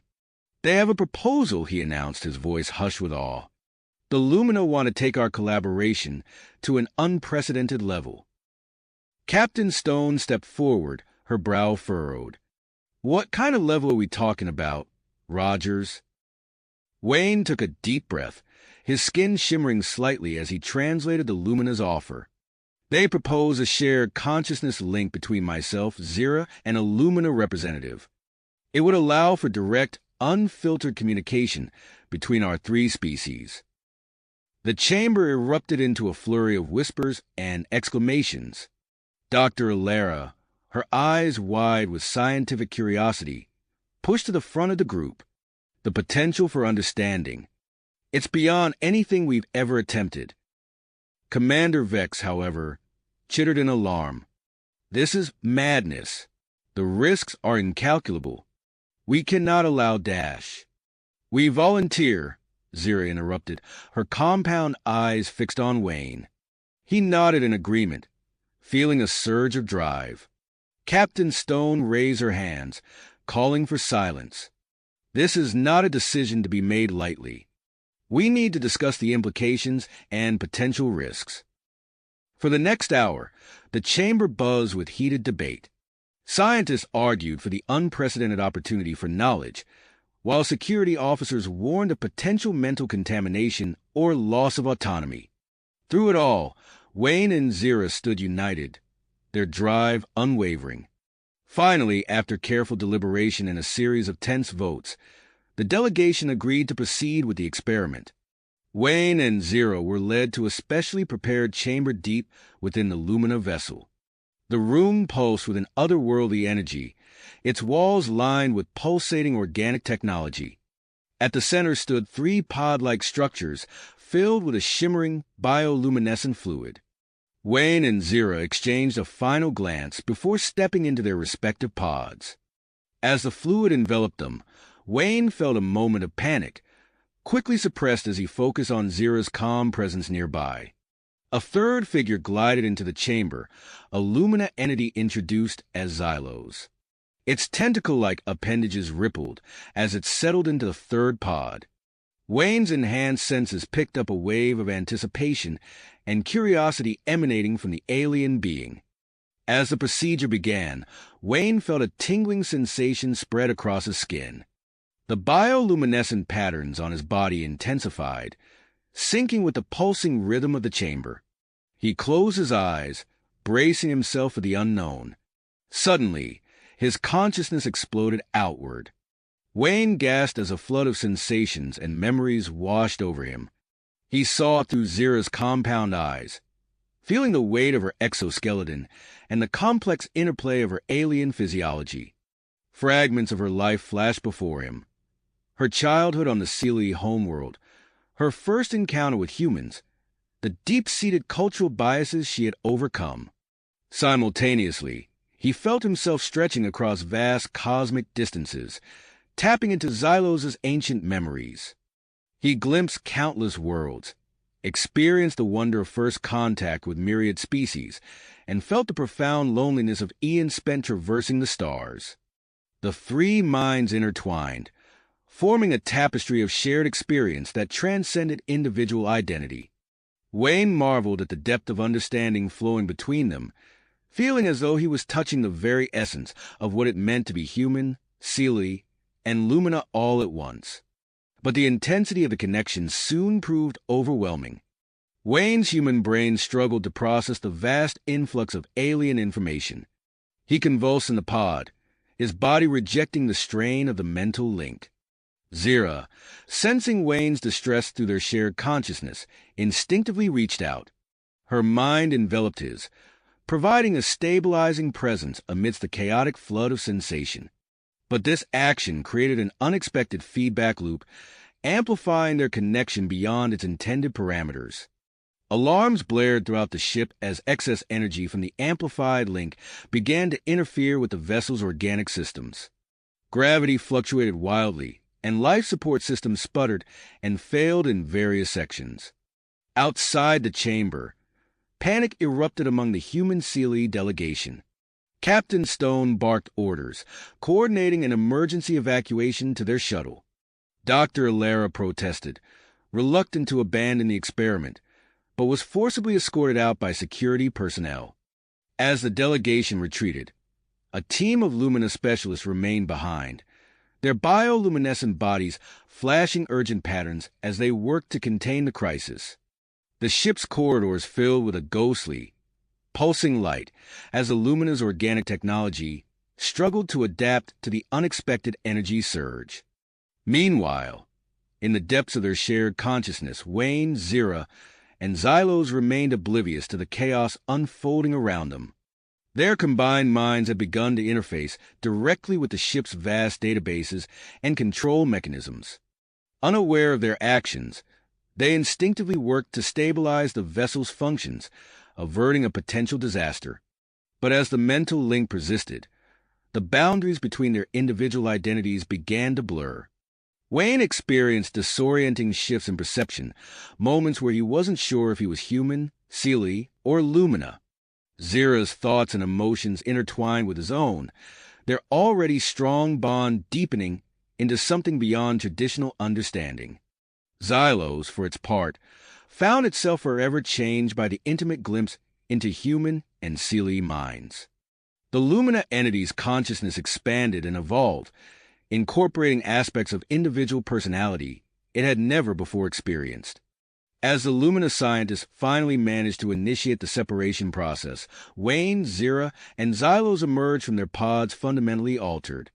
Their bodies glowed with intensified bioluminescent patterns, pulsing in perfect synchronization.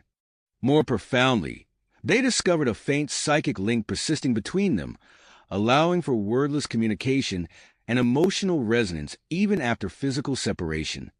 Exhausted and disoriented, Wayne stumbled from his pod, reaching out instinctively for Zira. As their hands touched, a spark of shared consciousness flared between them, bringing with it a flood of mingled emotions, wonder, fear, and a deep, unshakable connection. What happened? Wayne managed to ask, his voice hoarse. Xylos' body pulsed with patterns of light that Wayne could now interpret without effort. We have touched the very fabric of interspecies understanding, the Lumina entity communicated. But the consequences of our actions are only beginning to unfold. As if to underscore Xylos' words, a violent tremor shook the chamber. The three of them stumbled, their newly synchronized bioluminescence flaring in alarm. Something fundamental had changed, not just within them, but in the delicate balance between their species and the cosmos itself. Wayne turned to Zira, seeing in her compound eyes a reflection of his own uncertainty and exhilaration. Whatever came next, they would face it together, not just as allies, but as beings irrevocably linked across the boundaries of biology and culture. As they made their way out of the chamber on unsteady feet, the full scope of the situation began to dawn on them. The luminous ship buzzed with frantic activity, and through the viewports, they could see the human Sealy shuttle maintaining a safe distance. The consequences of their shared consciousness experiment were about to ripple out across three civilizations, for better or worse. Wayne took a deep breath, steeling himself for the challenges ahead. The universe had changed, and they had changed with it. Now, they would have to navigate the uncharted waters of their new reality, balancing the promise of unprecedented cooperation with the perils of losing their individual identities. As they approached the ship's command center, Wayne felt a surge of purpose. Whatever lay ahead, He knew that the bond forged between himself, Zira, and Xylos would be the key to facing it. Together, they stepped forward into an uncertain future, their linked minds already reaching out to grapple with the cosmic implications of their transformation. Wayne's head spun as he tried to process the implications of what had just occurred. The lingering psychic connection with Zira and Xylos hummed at the edge of his consciousness, a constant reminder of how profoundly they had been changed.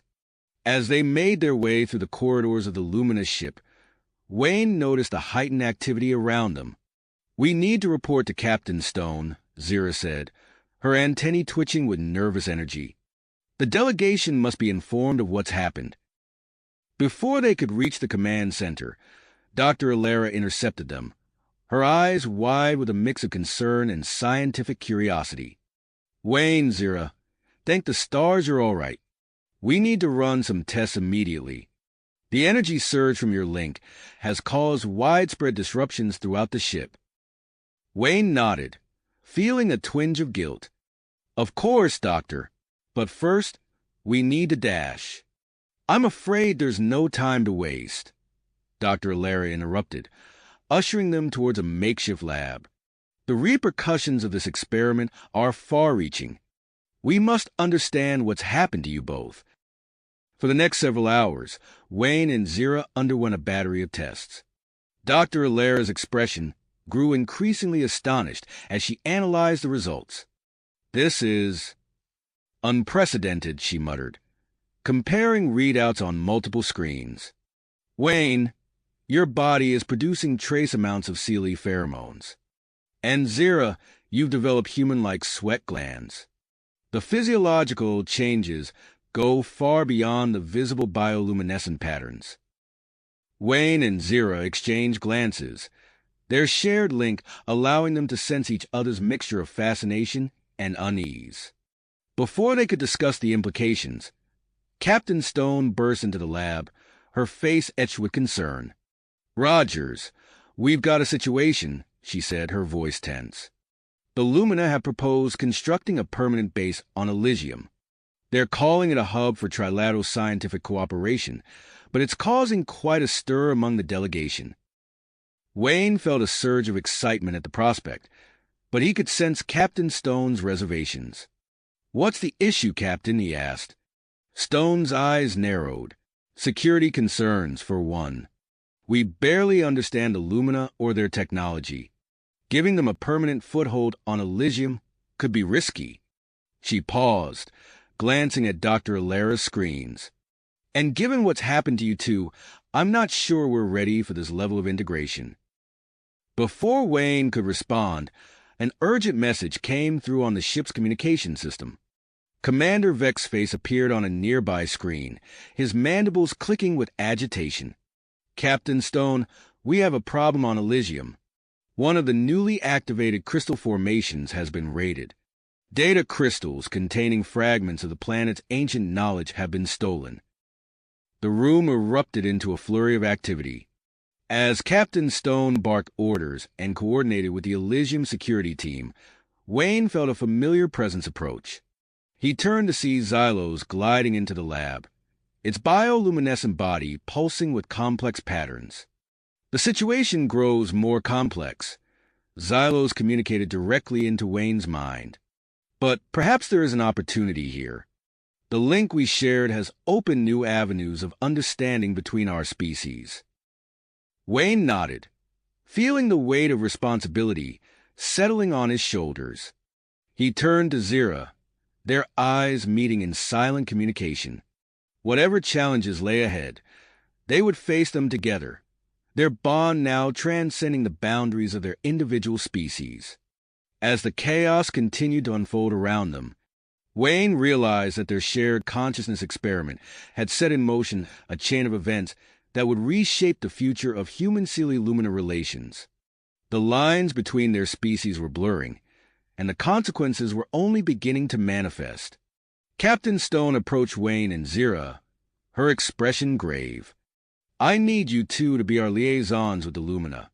Your unique connection might be the key to navigating this crisis." She paused, studying their synchronized bioluminescent patterns. But remember, your first loyalty is to this mission and to your own people.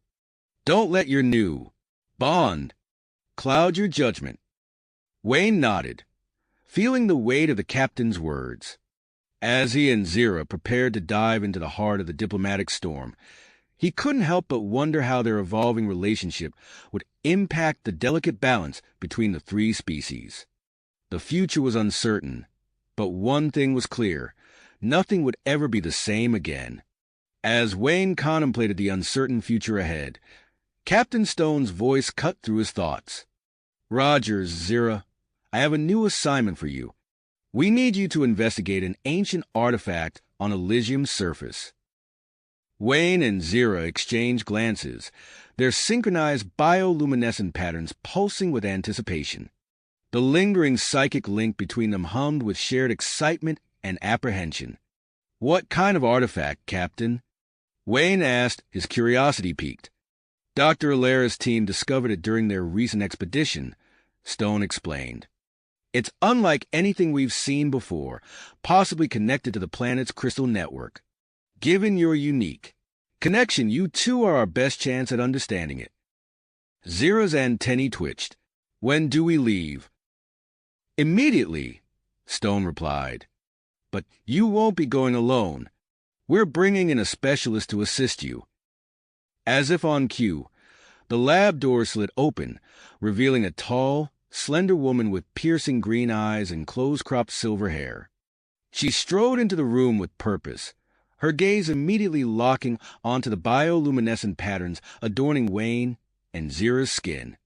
"Dr. Lyra Voss, xenoarchaeologist," she introduced herself, extending a hand to Wayne. "I specialize in deciphering alien artifacts. Captain Stone briefed me on your unique situation. Fascinating stuff." Wayne shook her hand, feeling a slight tingle as her skin made contact. He wondered if it was a residual effect of the consciousness-sharing experiment or simply his imagination. Within the hour, the trio found themselves boarding a specially designed all-terrain vehicle on Elysium's surface. The ATV's reinforced hull gleamed under the alien sun, its treads designed to tackle any obstacle the planet might throw at them. As they set out across the landscape, Wayne marveled at the changes sweeping across Elysium. Bioluminescent flora grew at an astonishing rate, forming intricate, pulsing patterns that seemed to mirror the rhythms of the planet itself. The crystal formations they passed glowed with an inner light, their facets refracting the sunlight in mesmerizing ways. "The activation of the crystal network has accelerated the planet's evolution," Dr. Voss observed, her eyes wide with wonder. "We're witnessing years of change compressed into days." Their journey took them across vast plains of swaying, light-emitting grasses and through forests of towering crystalline trees. Wayne and Zira found their psychic link intensifying as they traveled, allowing them to communicate wordlessly and coordinate their actions with unprecedented efficiency. As they navigated a particularly treacherous mountain pass, Wayne sensed Zira's alarm before she even spoke. "Watch out!" she cried, just as a massive boulder came tumbling down the slope towards them. Without a word, Wayne swerved the ATV, while Zira activated the vehicle's defensive shields. The boulder glanced off the energy barrier, narrowly missing them. Dr. Voss gripped her seat, eyes wide. "How did you react so quickly?" Wayne and Zira exchanged a knowing look. "We just knew," Wayne explained, struggling to put their connection into words. As they descended into a valley on the other side of the mountain range, a new obstacle presented itself. A massive chasm stretched before them, its depths lost in shadow. The gap was far too wide to cross with their vehicle. "This wasn't here when we mapped the route," Dr. Voss said, consulting her data pad. "The seismic activity must have opened it up recently." Wayne studied the chasm, an idea forming in his mind. He could feel Zira thinking along the same lines through their link. "The ATV has climbing capabilities, right?" he asked. Dr. Voss nodded, realization dawning on her face. "You want to climb down?" And hopefully find a way through, Zira added, finishing Wayne's thought. With no other options, they began their descent into the chasm. The ATV's advanced climbing systems allowed them to navigate the sheer rock face with relative ease.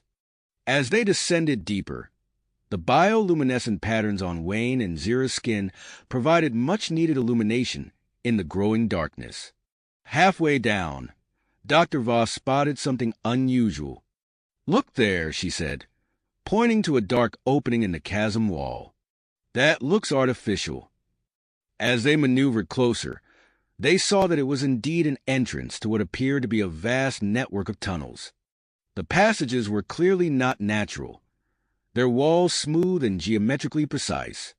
These could be part of an ancient transportation system, Dr. Voss theorized, her voice filled with excitement. If we follow them, they might lead us to our destination. Wayne guided the ATV into the tunnel entrance, the vehicle's lights revealing a complex network of passages stretching out before them. As they ventured deeper into the underground labyrinth, holographic interfaces similar to those they had encountered at the crystal formations began to appear along the walls. Drawn by an inexplicable urge, Wayne reached out to touch one of the interfaces. The moment his fingers made contact, the tunnel came alive with pulsing light. But their awe quickly turned to alarm as energy barriers sprang to life around them, trapping the ATV in place. "Wayne, what did you do?" Dr. Voss asked, her voice tight with concern. Before he could respond, a violent tremor shook the tunnel, sending dust and small rocks raining down on them. The ancient security system Wayne had inadvertently activated now threatened to become their tomb. As the rumbling intensified, Wayne felt Zira's mind brush against his through their link. Together, they focused on a holographic interface, their shared consciousness allowing them to process the alien symbols at an accelerated rate. Dr. Voss worked furiously at her datapad, cross-referencing the symbols with known alien languages. "I think I can decrypt this," she muttered, her fingers flying across the screen. "But we need to hurry. These tunnels won't hold much longer." Another tremor rocked the ATV, stronger than the last. Wayne and Zira's bioluminescent patterns flared brightly in response to their stress, bathing the tunnel in an eerie, pulsating light. As they raced against time to decipher the alien technology, the very ground beneath them threatened to give way. The tunnel's integrity was failing rapidly, and they needed to act fast. Suddenly, Wayne's fingers brushed against a particular symbol on the interface, and a surge of understanding flooded through his mind. He felt Zira's consciousness merge with his, their shared knowledge allowing them to decode the alien language at an unprecedented speed. "There!" Wayne exclaimed, his hand moving with certainty to press a specific combination of symbols. The energy barriers dissipated, and the tremor subsided. The tunnel stabilized, ancient machinery humming to life around them. Dr. Voss looked at them in awe. "How did you—" "No time to explain," Zira interrupted, her antennae twitching with urgency. "We need to keep moving." They pressed on through the newly awakened tunnels, holographic displays flickering to life as they passed. The ATV's treads echoed off the smooth walls as they delved deeper into the planet's mysterious network. After what felt like hours of navigating the labyrinthine passages, they emerged into a vast underground chamber. At its center stood a towering crystalline structure, pulsing with an inner light. "This must be it," Dr. Voss breathed, her eyes wide with wonder. "The artifact we've been searching for." As they approached the structure, Wayne and Zira's bioluminescent patterns began to pulse in sync with the crystal's rhythm. They felt an irresistible pull towards it, their shared consciousness expanding to encompass the alien technology. Wayne reached out, his fingertips barely grazing the crystal's surface. The moment they made contact, a blinding flash of light engulfed the chamber. When it faded, Wayne found himself holding a small, intricately carved object in his hand. "Incredible," Dr. Voss murmured, examining the artifact. It seems to have responded to your unique physiology. Before they could discuss further, a distant rumble echoed through the chamber. The ground beneath them shuddered, and dust rained down from the ceiling. "We need to get out of here," Zira said, her voice tight with concern. They scrambled back to the ATV, the artifact clutched tightly in Wayne's hand. As they sped through the tunnels, the tremors grew more intense. Cracks appeared in the walls, and chunks of rock began to fall around them. Wayne's enhanced reflexes, sharpened by his link with Zira, allowed him to navigate the collapsing passages with uncanny precision. They burst out of the tunnel system just as it began to cave in behind them, daylight flooding their vision. But their relief was short-lived. As they raced across the alien landscape, they noticed strange movements in the floor around them. The bioluminescent plants pulsed with an unnatural intensity, and the air crackled with energy. "The artifact," Dr. Voss said, her voice filled with a mixture of excitement and trepidation. "It must have triggered some kind of planet-wide energy surge." As if to confirm her words, a bone-chilling howl echoed across the plains. Wayne turned to see a pack of creatures emerging from a nearby grove of crystal trees. They were unlike anything he had ever seen before, sleek, predatory forms covered in pulsating bioluminescent patterns. "Those weren't in any of our xenobiology reports," Zira said, her antennae quivering. "The energy surge," Dr. Voss explained, her fingers flying over her data pad. "It's caused rapid mutations in the local fauna." The creatures, sensing their presence, began to give chase. Their movements were unnaturally fast, bounding across the terrain with inhuman speed and agility. Wayne pushed the ATV to its limits, the engine whining in protest as they tore across the alien landscape. Through their psychic link, he could feel Zira's mind working in tandem with his, anticipating the creatures' movements and guiding their escape. "We need to slow them down," Zira said, reaching for the ATV's supply compartment. With quick, efficient movements, she began assembling makeshift deterrents from their equipment. As Wayne swerved to avoid a lunging predator, Zira launched a canister behind them. It exploded in a cloud of blinding light, momentarily disorienting their pursuers. But the respite was brief. The mutated creatures quickly adapted, their eyes shifting to compensate for the bright flashes. They resumed their pursuit with renewed vigor, gaining ground with each passing moment. "The research base," Dr. Voss shouted over the wind. "It's just over that ridge. If we can make it there—" Her words were cut short as the ATV suddenly lurched, its systems flickering. The artifact in Wayne's hand pulsed with energy, interfering with the vehicle's electronics. "We're losing power," Wayne grunted, fighting to keep the ATV under control. As they crested the ridge, the research base came into view. But to their horror, they saw that its defensive systems were offline, likely affected by the same energy surge that had transformed the local wildlife.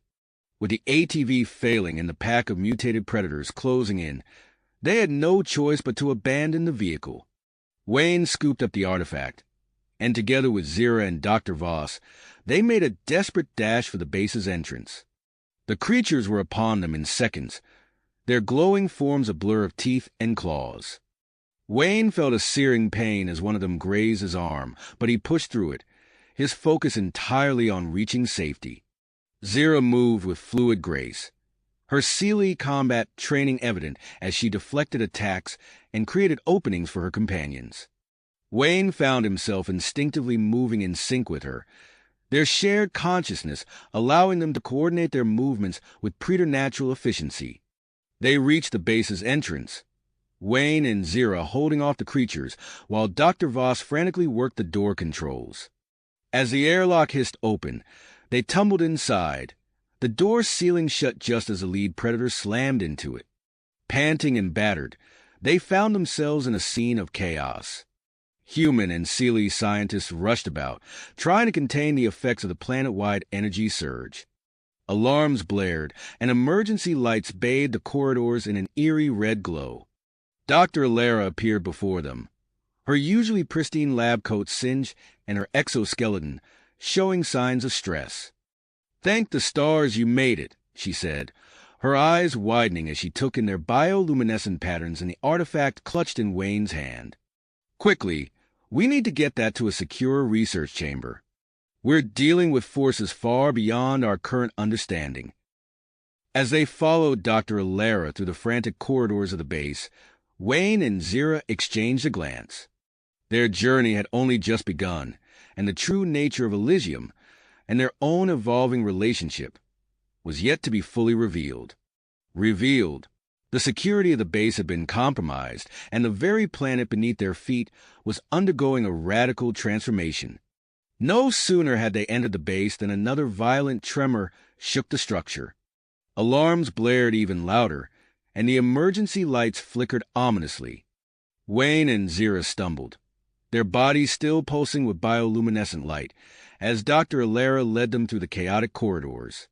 "This way," Dr. Alara shouted over the din, guiding them towards a heavily fortified section of the base. "We need to get that artifact to the secure research chamber immediately." As they ran, Wayne felt a strange sensation coursing through his body. The artifact in his hand seemed to pulse in time with his own bioluminescent patterns, and he could sense Zira experiencing the same phenomenon. Their mental link buzzed with a new intensity, filled with alien symbols and incomprehensible data. They burst into the research chamber, where Professor Xander Croft was frantically working at a console. He looked up as they entered, his eyes widening at the sight of Wayne and Zira's glowing forms. "By the stars," he breathed. "It's happening faster than we anticipated." Dr. Alara quickly moved to join him at the console. "We need to stabilize their connection to the alien network," she said urgently. "Their hybrid physiology is the key to interfacing with Elysium systems." As the two scientists worked, Wayne and Zira found themselves drawn to the center of the room. The artifact in Wayne's hand grew hot, and he instinctively placed it on a pedestal that seemed to materialize out of nowhere. The moment the artifact touched the surface, a holographic display erupted around them, filling the air with swirling alien glyphs. Wayne felt his consciousness expanding, merging even more deeply with Zira's. Together, they began to perceive the vast network of Elysium systems, spreading out beneath the planet's surface like a living web. "We can see it," Zira gasped, her antennae quivering. "The planet.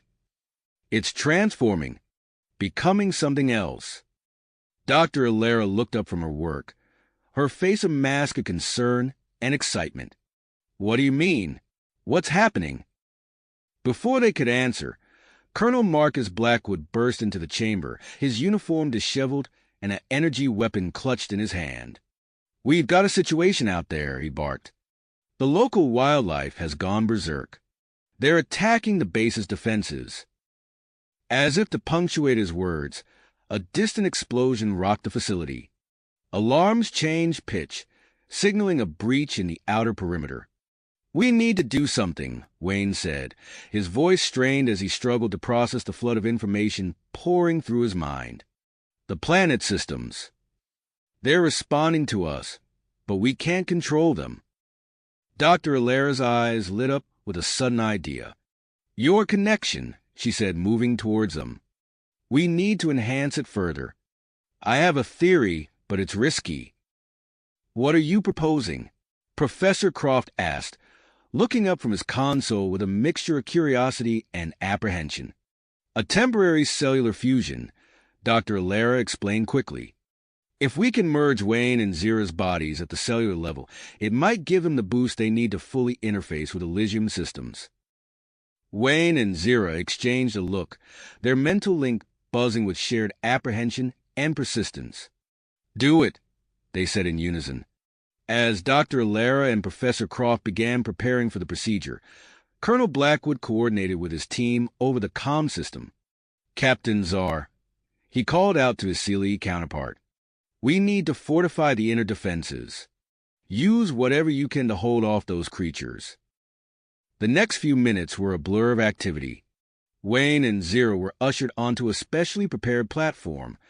their bodies still glowing with bioluminescent light.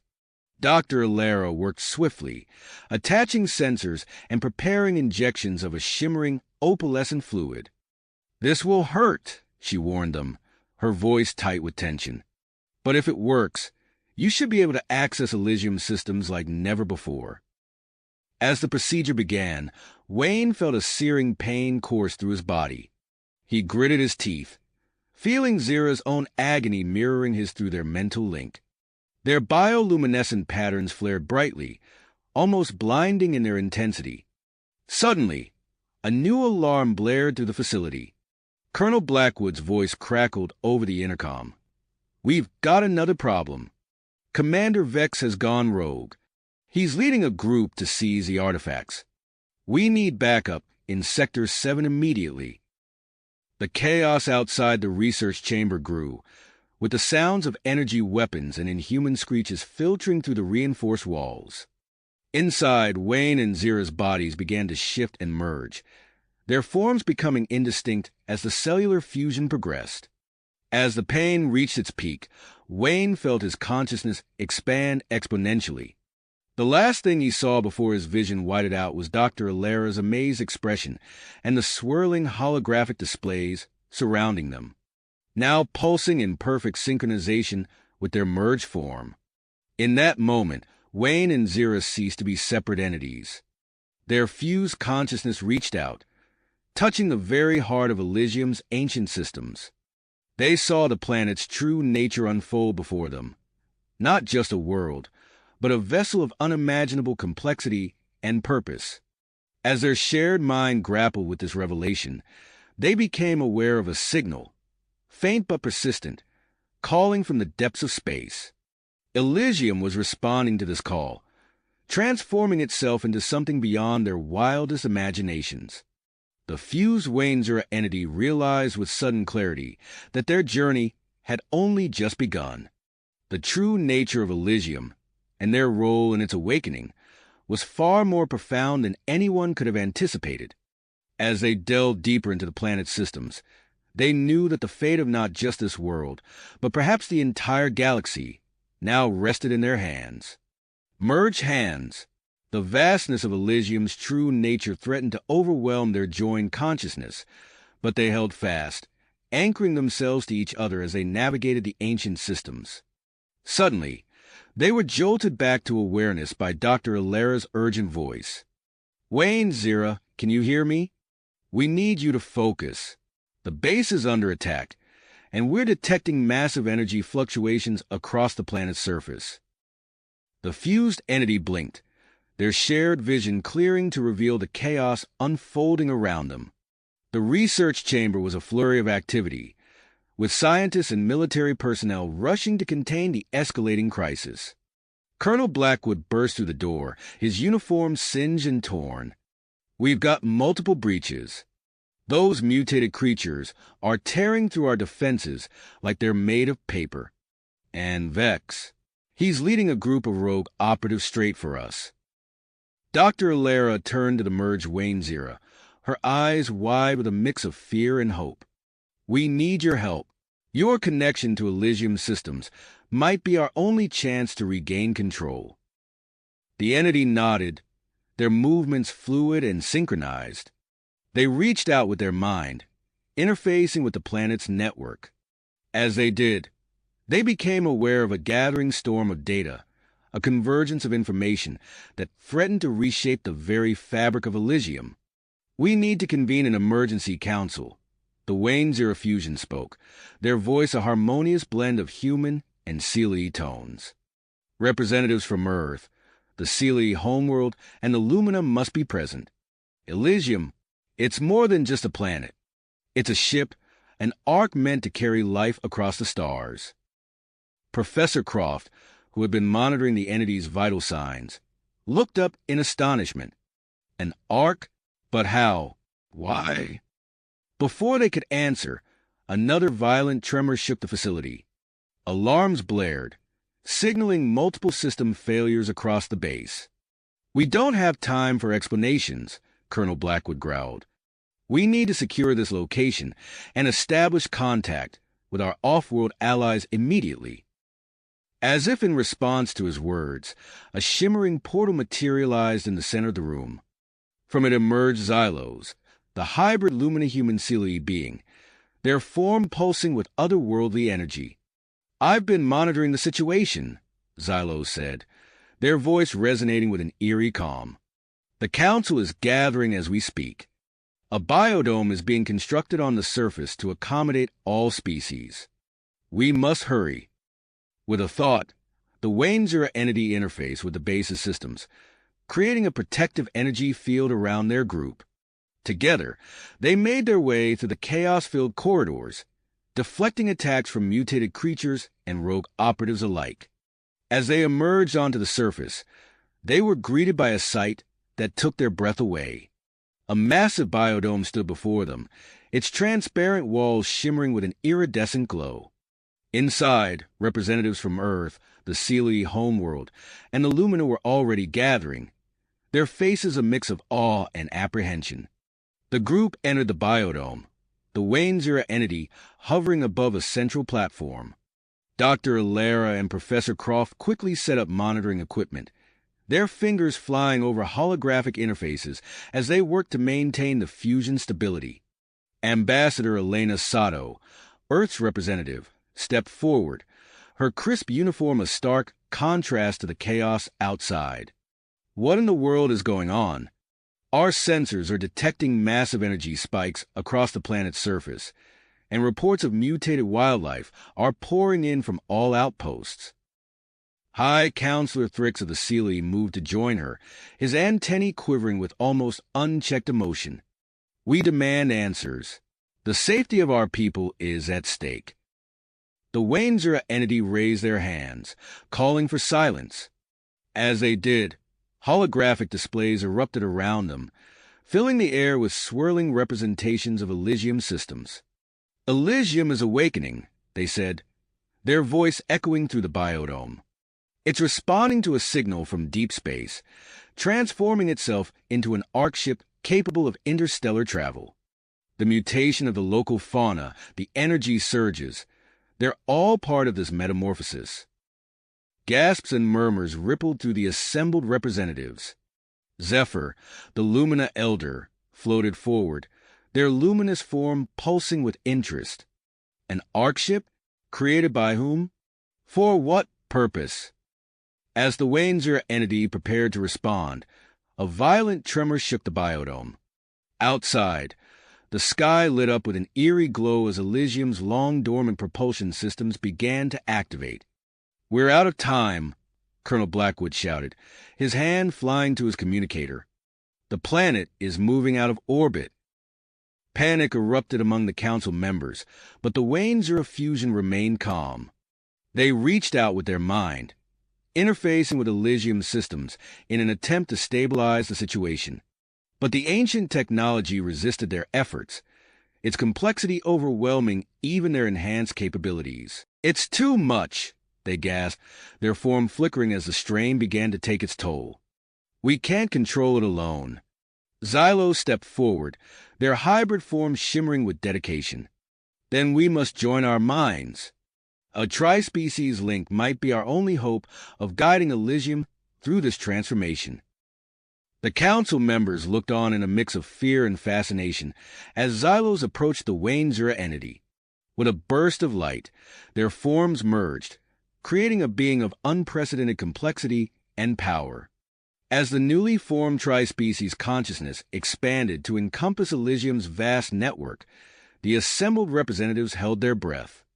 The fate of not just their planet, but perhaps the entire galaxy, hung in the balance as this unique fusion of minds grappled with the awakening Arcship's ancient systems. The newly formed tri-species consciousness expanded its awareness, grappling with the complexities of Elysium's awakening. As the merged entities stabilized the planet's systems, the biodome fell silent. The assembled representatives watched in awe as holographic displays flickered to life, showing Elysium's transformation in real time.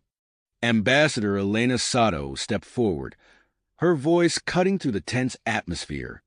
"We need to address the population immediately. There's bound to be panic. High Counselor Thrix nodded in agreement, his antennae twitching nervously. Our people will demand answers. We must provide them, and quickly. The Wayne Zirazilo's entity spoke, their harmonized voice resonating through the chamber. We will organize a planet-wide tour to communicate directly with the inhabitants. It's crucial that we address their concerns and explain the situation. As the council members began to discuss logistics, alarms blared once again. Colonel Blackwood's communicator crackled to life, filling the biodome with urgent reports of unrest in the settlements. We've got riots breaking out in New Eden, Blackwood reported, his face grim. The human population is scared and confused. They're demanding to know what's happening.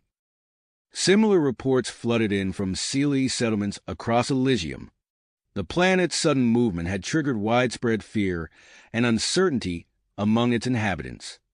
The merged entity turned to the council, their forms shimmering with drive. We must begin the tour immediately, starting with New Eden. Time is of the essence. As preparations for the tour began, Dr. Alara and Professor Croft huddled over their equipment, analyzing the data streaming in from Elysium's core. This is incredible, Dr. Alara muttered, her eyes wide as she studied the readouts. The planet's propulsion systems are unlike anything we've ever seen. But look at this energy signature. Professor Croft leaned in, his brow furrowing. It's similar to the crystals we found in the artifacts. You don't think? That's exactly what I think, Dr. Alara confirmed. Elysium's core must contain massive deposits of those crystals. They're powering the entire system. As the scientists shared their discovery with the council, the merged entity prepared for their first address in New Eden. They arrived at the settlement's central plaza, their bioluminescent form drawing gasps from the assembled crowd. Holographic projectors sprang to life, filling the air with vivid images of Elysium's transformation and the journey that lay ahead. The entity spoke, their voice carrying across the plaza. Citizens of Elysium, we understand your fear and uncertainty, but we stand on the brink of an incredible journey, one that will take us beyond the stars we know to new worlds filled with wonders we can scarcely imagine. As they continued their presentation, showcasing the potential discoveries and advancements that awaited them, a commotion erupted at the edge of the crowd. A group of humans pushed their way forward, led by a tall, broad-shouldered man with steely eyes. "And who gave you the right to make this decision for us?" The man shouted, his voice carrying over the murmurs of the crowd. "We came to Elysium to build a new home, not to be kidnapped by some alien ship." The entity turned to face the speaker, recognizing him as Victor Reeves, a former military officer known for his skepticism of alien cooperation. "Mr. Reeves, we understand your concerns," the entity began, but Reeves cut them off. Do you really understand what it means to be human? To have roots, a home?" Reeves gestured to the crowd. "We have a right to determine our own destiny, free from alien influence." His words sparked a ripple of agreement through the gathered humans. The entity realized that they faced a more significant challenge than they had anticipated. As they prepared to respond, they received an urgent communication from the research facility. Dr. Alara's voice came through, tense with excitement. "We've made a breakthrough in understanding Elysium's propulsion systems. The crystals in the planet's core are critical for powering the interstellar drive. We need to begin mining operations immediately if we're to gather enough for the journey." The entity acknowledged the message, their mind racing as they considered the implications. They turned back to the crowd, aware that their next words could determine the success or failure of their mission. "Citizens of New Eden, we hear your concerns," they began, their voice calm but firm. "We are not here to force anyone into a journey they do not wish to take. But we must also consider the incredible opportunity before us." As they spoke, the holographic displays shifted, showing the potential benefits of the journey. New resources, scientific advancements, and the possibility of contact with the creators of Elysium. Reeves scoffed, unmoved. Pretty pictures don't change the fact that you're asking us to abandon everything we've built here. The entity paused, considering their next move carefully. They were acutely aware of the delicate balance they needed to strike between addressing the immediate concerns of the population and preparing for the monumental task ahead. As the tension in the plaza grew, the entity received another urgent communication, this time from the Lumina vessel in orbit. Zephyr's voice came through, filled with a mixture of excitement and concern. "We've detected a new transmission from deep space," Zephyr reported. "It appears to be of the same origin as the signal guiding Elysium. We're working to decode it now, but we believe it may contain crucial information about our destination." The entity relayed this information to the crowd, hoping it might sway some of the doubters. However, Reeves and his supporters remained unconvinced, their faces set in determined opposition. As the standoff continued, the entity became aware of a growing strain within their merged consciousness. The individual minds of Wayne, Zira, and Xylos began to assert themselves, causing momentary lapses in their control over Elysium systems. They realized that they needed to find a solution quickly, not just to the immediate crisis in New Eden, but to the larger challenge of uniting Elysium's diverse population for the journey ahead. As they grappled with this dilemma, they knew that the decisions made in the coming hours would shape the fate of 3 species and countless life forms, all poised on the brink of an unprecedented voyage across the stars. Vast expanse of space. The entity's form flickered, their merged consciousness straining under the immense pressure of controlling Elysium's awakening systems. Ambassador Elena Sato noticed the instability and stepped forward, her brow furrowed with concern. "We need a more sustainable solution," she said, turning to address the council. "I propose we develop a neural interface to assist the entity in managing Elysium systems." The council members exchanged glances, murmuring among themselves. High Counselor Thrix's antennae twitched with interest. A neural interface? How would that work? Dr. Alara and Professor Croft exchanged a look of excitement. "We could create a device that allows individuals to link their minds with the Wayne Xylos entity," Dr. Alara explained. "It would distribute the cognitive load and potentially stabilize the connection with Elysium systems." The council quickly approved the proposal, and a team of scientists from all 3 species was assembled. They worked tirelessly, combining human ingenuity, Sealy bioengineering, and Lumina energy manipulation techniques. After several failed attempts, they finally produced a functional prototype.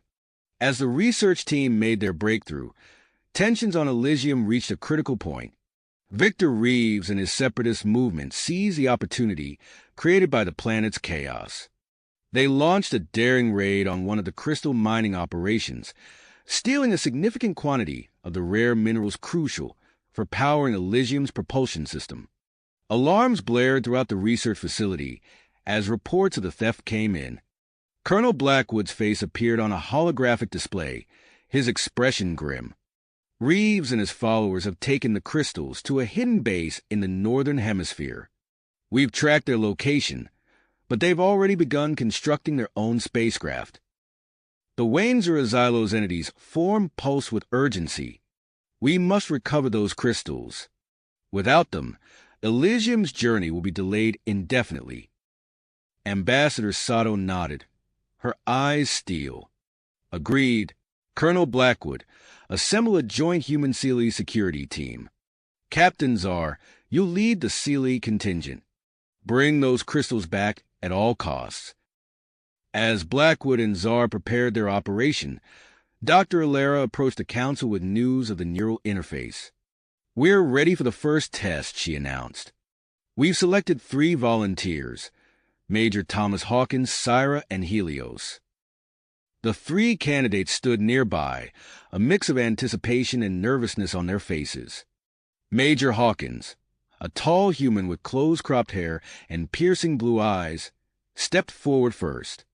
"I'm ready to begin," he said, his voice steady. Hawkins was led to a platform surrounded by pulsating energy fields. As the interface activated, his body went rigid, eyes widening as his mind merged with the Wainzer Xylos entity. The assembled council members watched in awe as holographic displays around them lit up with new information about Elysium's defense systems. After 30 intense minutes, Hawkins collapsed, the strain of maintaining the link overwhelming him. Medics rushed to his side as Syra, a lithe Seelie with iridescent scales, took her place on the platform. Syra's link provided crucial insights into managing Elysium's ecosystems during long-term space travel. The entities' form stabilized as they worked together, developing plans for sustainable biomes. As Helios, a young Lumina glowing with excitement, prepared for his turn, alarms once again filled the air. The Wainzer Xylos entity's voice boomed through the facility. Massive energy surge detected from Reeves' base. They've activated a makeshift propulsion system. Holographic displays showed a section of Elysium's northern hemisphere beginning to break away, threatening to tear a massive chunk from the planet's surface. The council erupted into panicked discussion, but the entity's voice cut through the chaos. "We have a solution," they announced, their form pulsing with persistence. "We can use Elysium's own systems to perform a controlled separation. It will allow Reeves and his followers to depart without causing catastrophic damage to the Ark ship." Dr. Alara stepped forward, her face pale. "There's a complication. The process is too complex for the entity to manage alone in their current state. We need to attempt a full neural link with all 3 volunteers simultaneously." The council members exchanged worried glances, but time was running out. Ambassador Sato nodded grimly. "Do it." Hawkins, Syra, and Helios were quickly prepared for the experimental group link. As their minds merged with the Wainzer Xylos entity, Elysium's systems surged with unprecedented activity. The expanded consciousness, now a blend of human, Seelie, Lumina, and the Ark ship itself, began the delicate process of separating the portion of land containing Reeves' base. Energy fields flickered to life across Elysium's surface, carefully cutting through rock and soil while maintaining atmospheric integrity.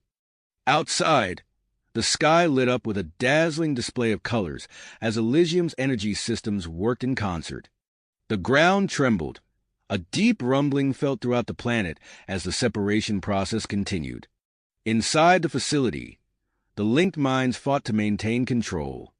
Hawkins gritted his teeth, sweat beading on his forehead as he struggled to retain his sense of self amidst the overwhelming flow of information. Syra's scales rippled with effort, while Helios' form fluctuated between brilliant flashes and dim pulses. The Wainzer Xylos entity's merged form wavered, threatening to collapse under the strain. But together, the expanded consciousness pushed on, guiding Elysium through the most delicate maneuver in its long history. As the separation neared completion, the fate of the Ark ship and its inhabitants hung in the balance. The success of this dangerous gambit would determine not only the immediate future of Elysium, but also set the course for the interstellar journey that lay ahead. Ahead, the entities' form pulsed with energy as they guided Elysium through the final stages of separation. Suddenly, a violent tremor shook the facility. Alarms blared as holographic displays flickered to life, showing a massive surge of energy emanating from Elysium's core. "What's happening?" Ambassador Sato demanded, steadying herself against a nearby console. Dr. Alara's fingers flew across her datapad, eyes widening as she interpreted the readings. The separation process has triggered a dormant defense mechanism. A crystalline structure is emerging from the planet's core. The ground beneath their feet rumbled as the structure began to spread across Elysium's surface. Through the facility's windows, they watched in awe as translucent, faceted planes rose from the earth, refracting light in dazzling patterns across the sky. "It's a protective shield," Dr. Alara explained, her voice tight with urgency. "Designed to encapsulate Elysium for its journey. But it's activating prematurely." Ambassador Sato's face paled as she realized the implications. "If that shield closes, Reeves and his people will be trapped here. We need to halt the separation immediately." The order was given, but the strain on the neural link had already become too great. Major Hawkins, Syra, and Helios convulsed on their platforms, their minds overwhelmed by the flood of data. With a burst of energy, the link severed, and all three collapsed. The Wayne-Zira Xylos entities' form flickered violently, their merged consciousness struggling to maintain control of Elysium's awakening systems. Ambassador Sato turned to Colonel Blackwood, her expression grim. "Colonel, we need to end this conflict now. Open a channel to Reeves. We'll offer them priority status on the Generation Ship project in exchange for the crystals." As Blackwood initiated negotiations, Dr. Alara and Professor Croft huddled over their equipment, frantically analyzing the entity's unstable form. "The merge is breaking down," Croft muttered, his brow furrowed.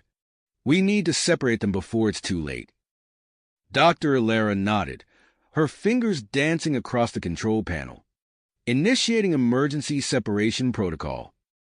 Energy crackled through the air as the separation beam enveloped the entity. With a blinding flash, three distinct forms materialized where one had stood before. Wayne stumbled forward, his skin now adorned with faint, pulsing bioluminescent patterns. Zira's exoskeleton gleamed with newly formed iridescent, crystal-like growths. Xylos, once a being of pure energy, now stood in a humanoid form bearing distinct Seelie features. The trio blinked, disoriented by their sudden individuality. Wayne flexed his fingers, marveling at the tingling sensation coursing through his body.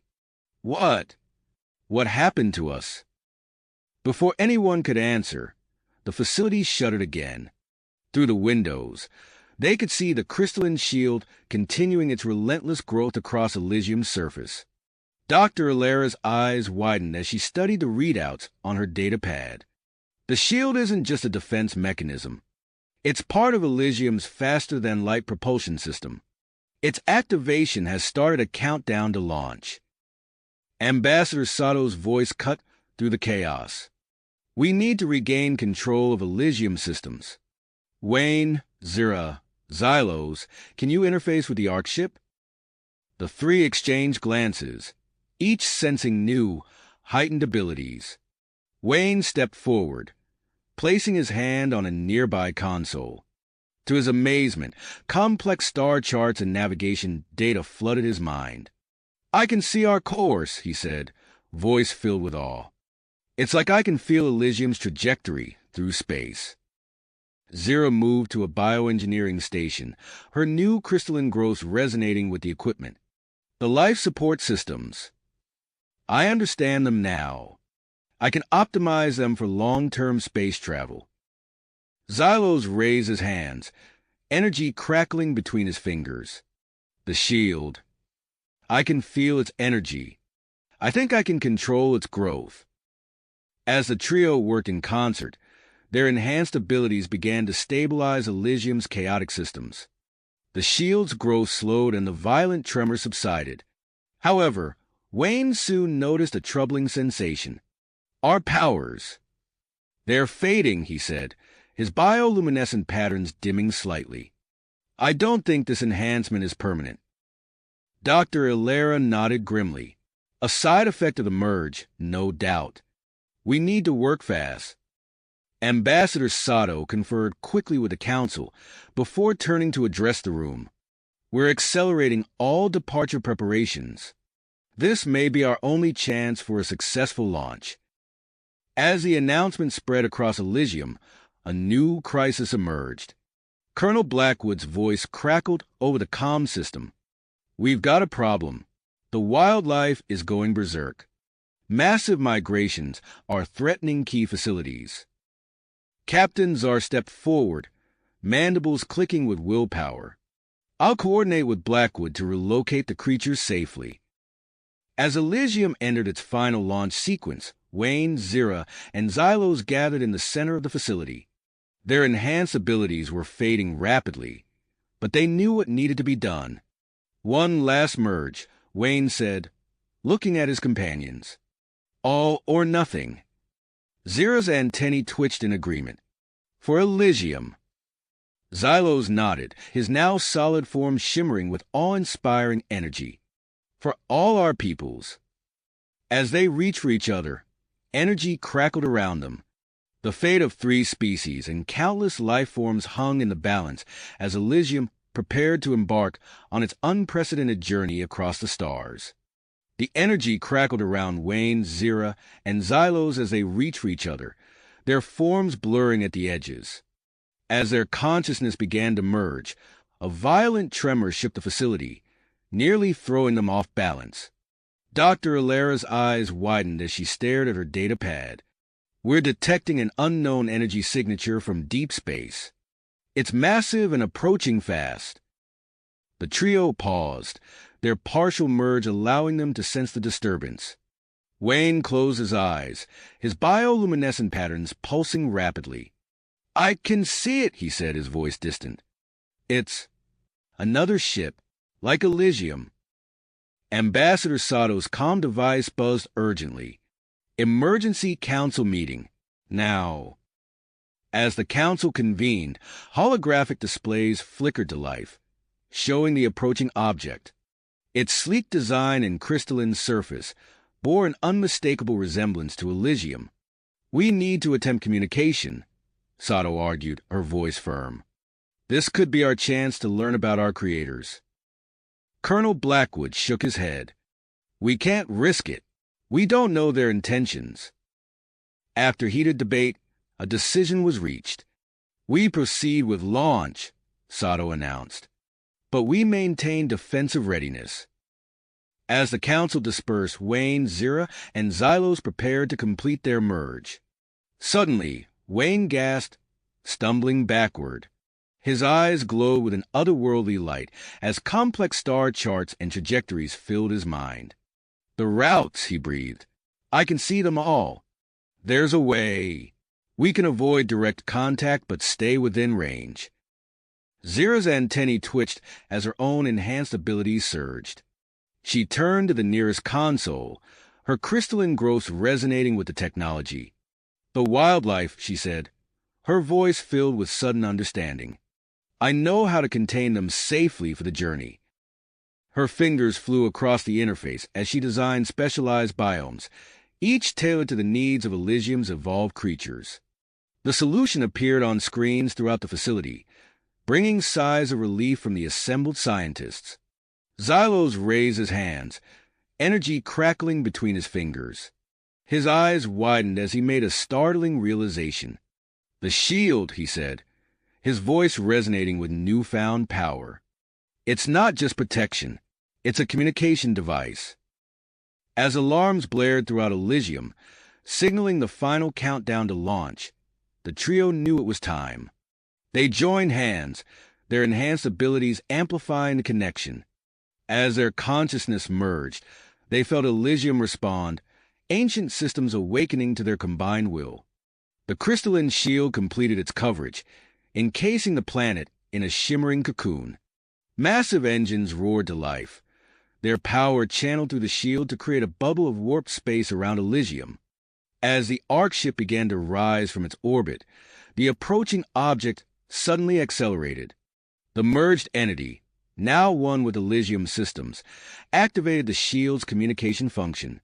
A powerful signal pulsed outward, carrying a message of peace and shared origin. Moments before Elysium made its first faster-than-light jump, a response crackled through the comm systems. "Children of the Founders, we welcome you home." Before anyone could process this revelation, Elysium vanished in a brilliant flash of light. As they hurtled through the fabric of space-time, the merged entities struggled to maintain control. Wayne, Zira, and Xylos found themselves unable to separate, their individual consciousness blurring further with each passing moment. Elysium emerged from its jump, the strain of the journey evident in the flickering lights and groaning metal throughout the ship. The merged entity detected multiple signals scattered across the galaxy, each bearing the unmistakable signature of Founder technology. As the governing council grappled with the implications of their discovery, the merged entity focused on stabilizing Elysium systems. They could feel the ship's pain, its ancient structure pushed to its limits by the jump. Through their shared consciousness, they began the delicate process of balancing power distribution, rerouting energy to critical systems. The crystalline shield pulsed with each adjustment, its faceted surface refracting starlight in dazzling patterns.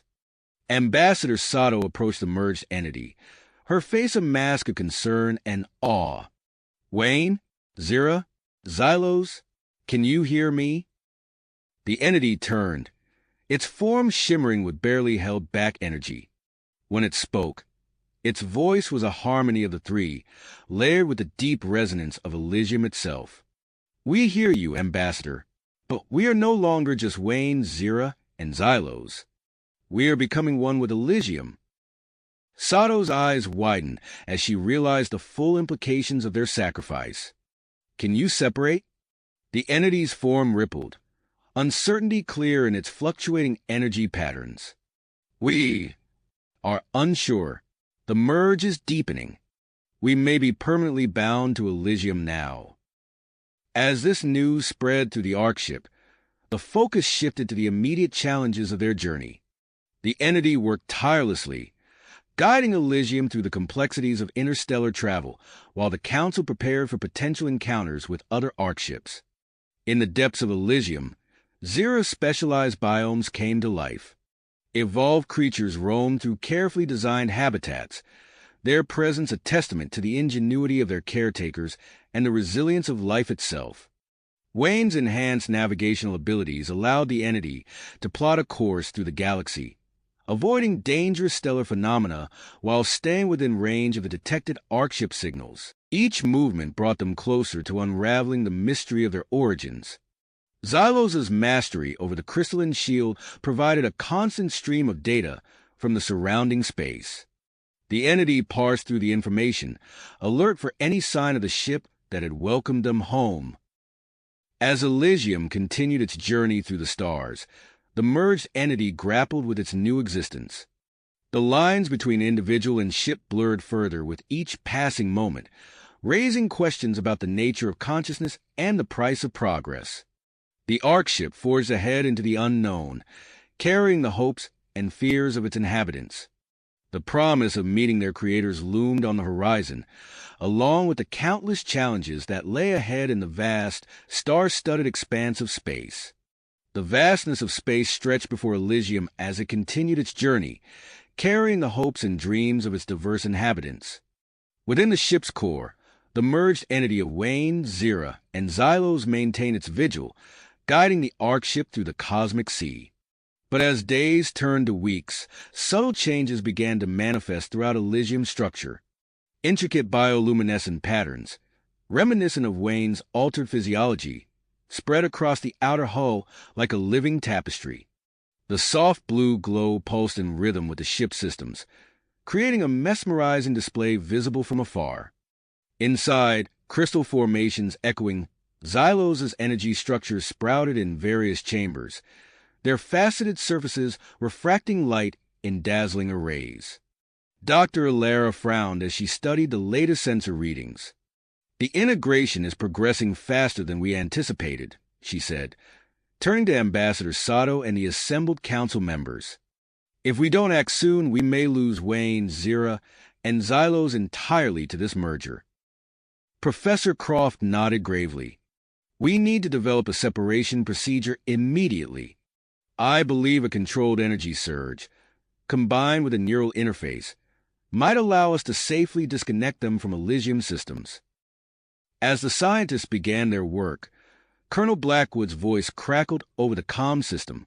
"We've got a situation. Long-range sensors are picking up a massive debris field directly in our path." The merged entity's consciousness expanded, probing the space ahead. Through Wayne's enhanced navigational abilities, they saw the field clearly, a chaotic mass of destroyed spacecraft and planetary fragments stretching for light years. "We're identifying multiple Ark ship signatures within the debris," the entity communicated, its harmonized voice resonating through Elysium systems. "This appears to be the aftermath of a battle between two ships." A ripple of unease spread through the council chamber. Ambassador Sato's expression hardened. A battle? Between our own kind?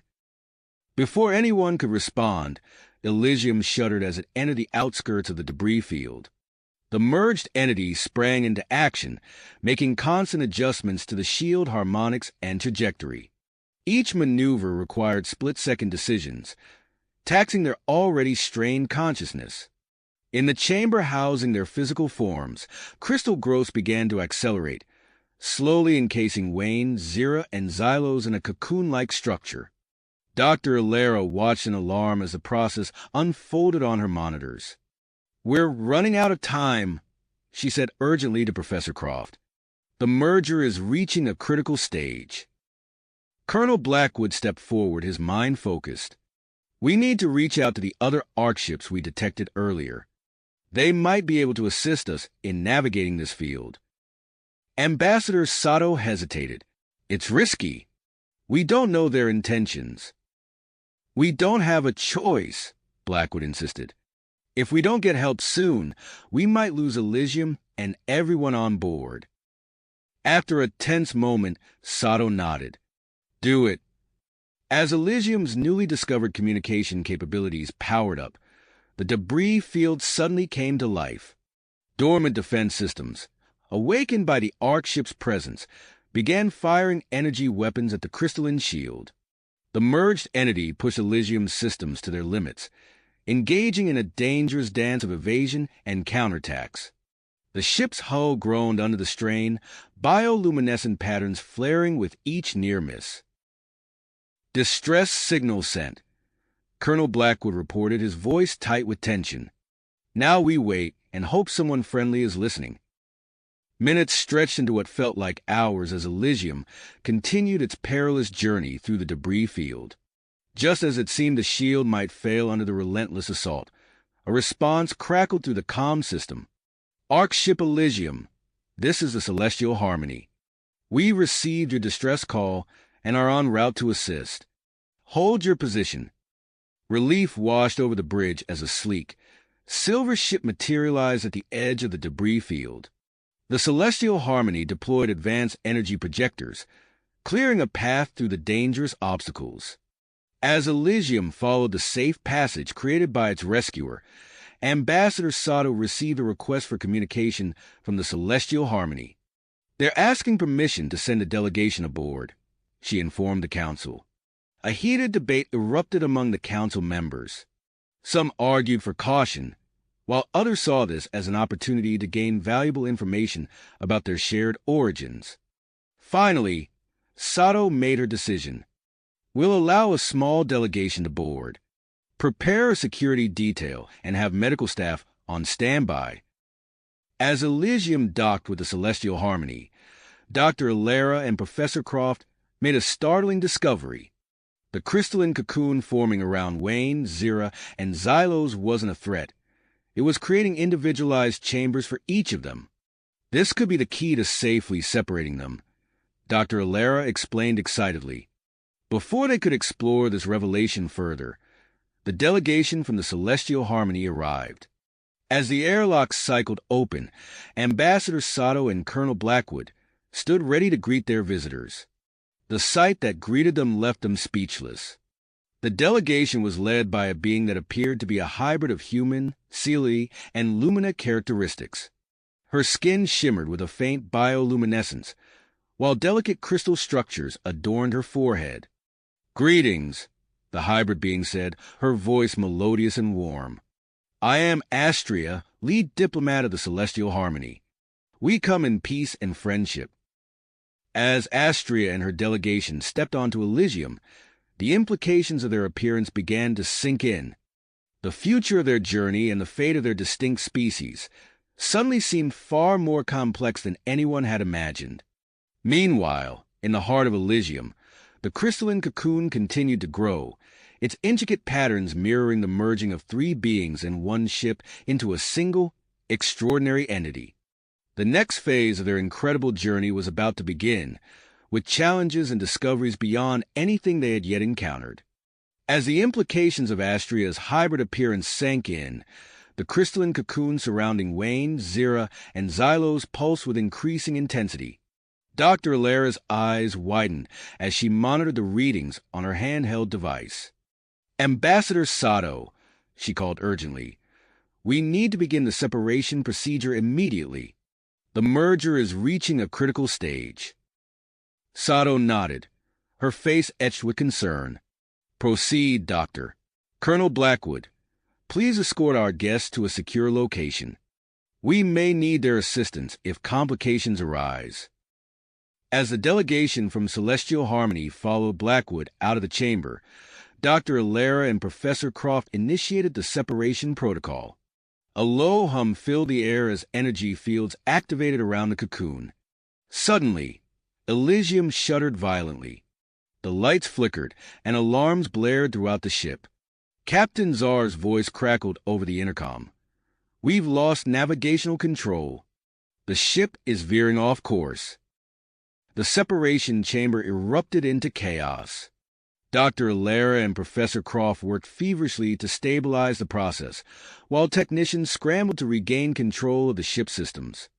The crystalline cocoon began to crack, releasing pulses of energy that interfered with nearby equipment. Astria rushed back into the chamber, her bioluminescent skin glowing brightly. "Let me help," she said, moving swiftly to a control panel.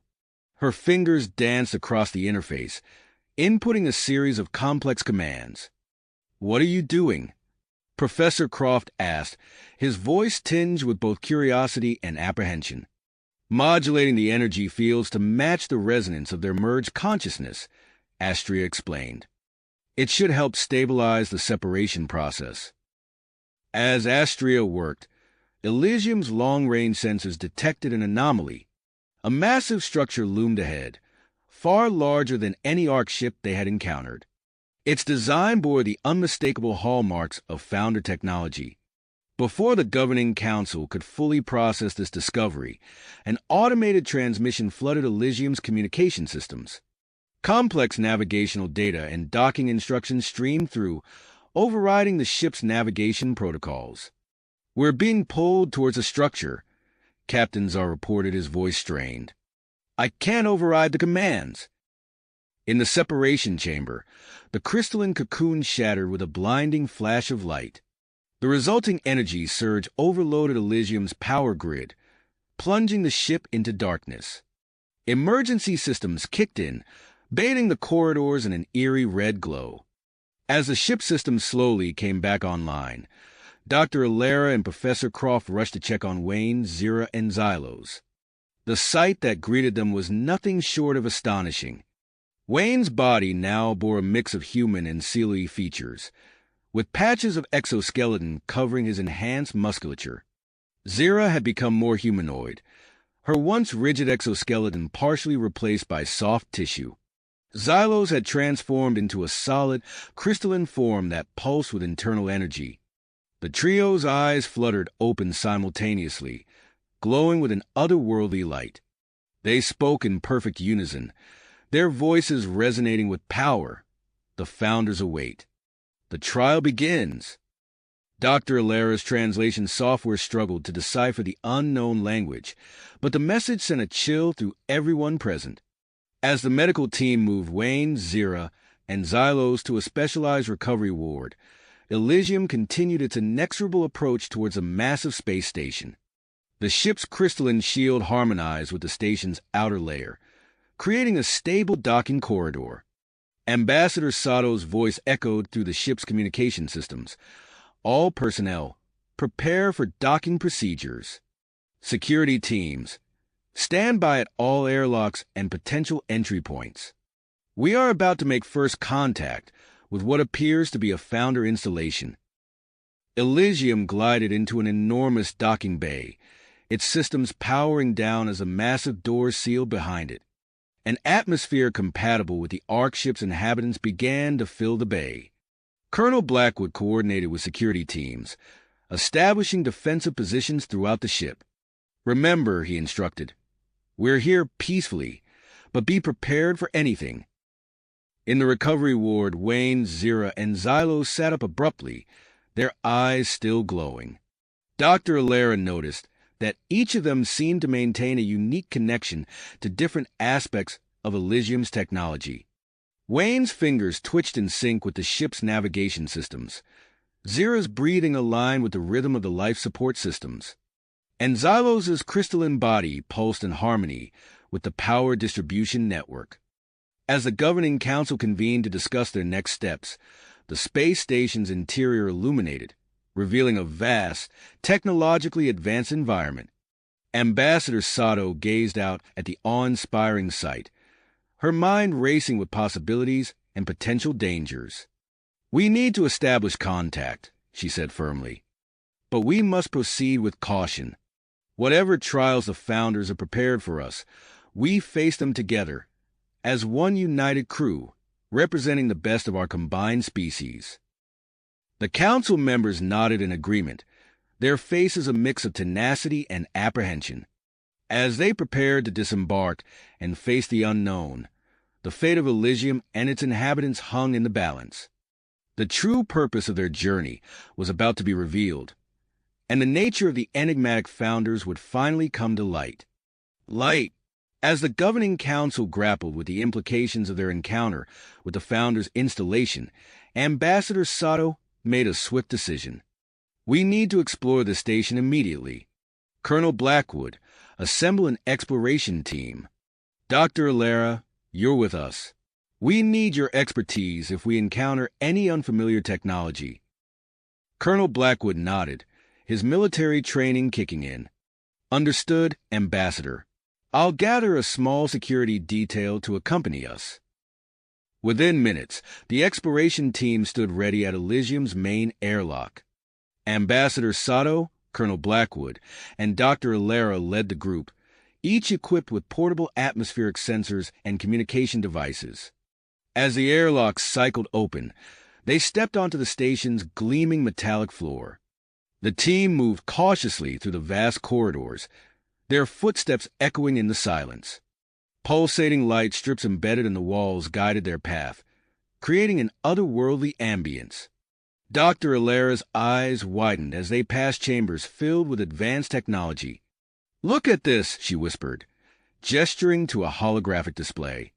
"These appear to be star maps, far more detailed than anything we've seen before." Colonel Blackwood studied another display. "And these? They look like blueprints for other ARC ships. Some designs I've never seen before." As they delved deeper into the station, the corridors widened, leading them to a massive central chamber. The team halted, awestruck by the sight before them. In the center of the chamber stood a towering crystalline structure, its design reminiscent of the cocoon that had encased Wayne, Zira, and Xylos during their separation. The structure emitted a soft, pulsating glow that seemed to intensify as they approached. Dr. Alara's handheld scanner beeped urgently. "The energy readings from this structure are off the charts," she reported. "It's reacting to our presence." Back on Elysium, the recovery ward erupted into chaos. The hybrid forms of Wayne, Zira, and Xylos sat up in unison, their eyes glowing with an otherworldly light. Before the medical staff could react, the trio rose from their beds and moved towards the exit.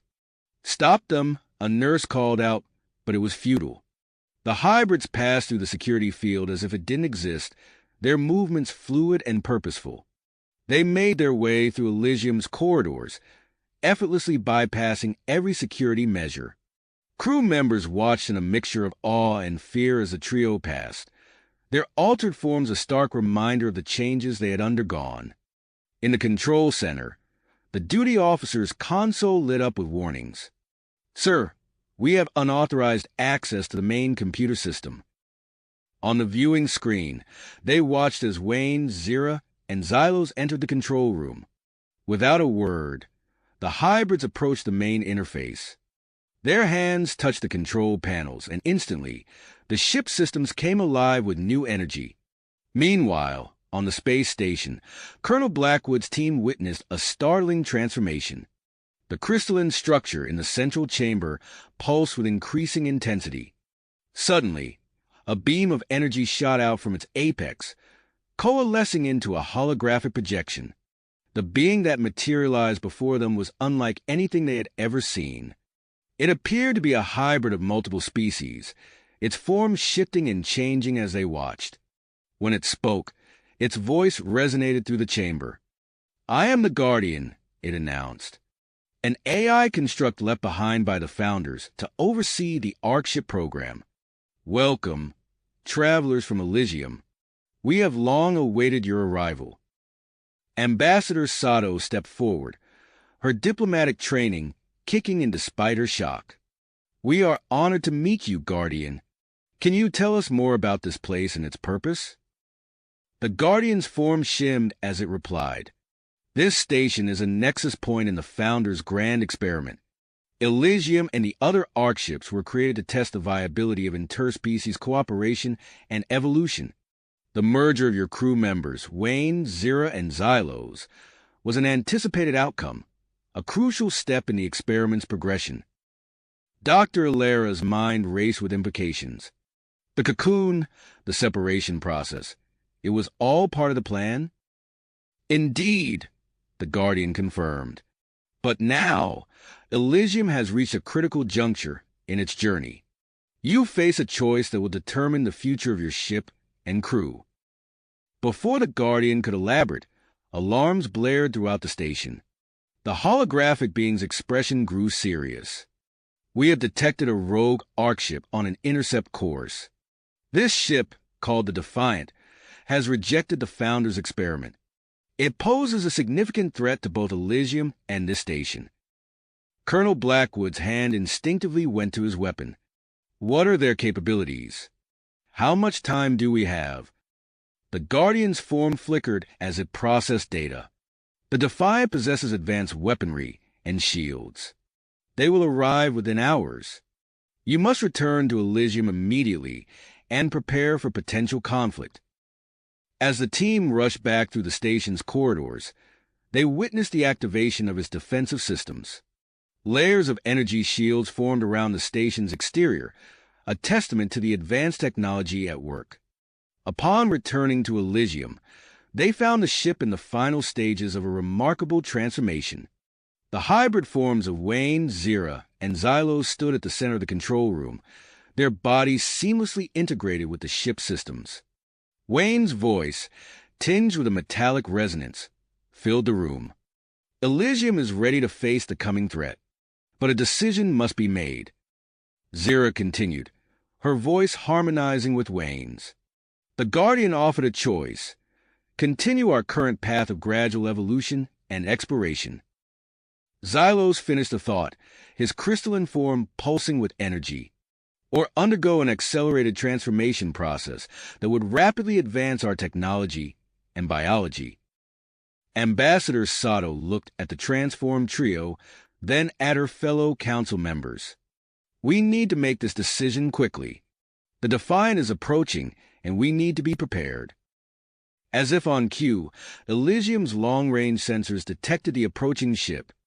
The rogue ArcShip's weapon systems were fully charged, its intent clearly hostile.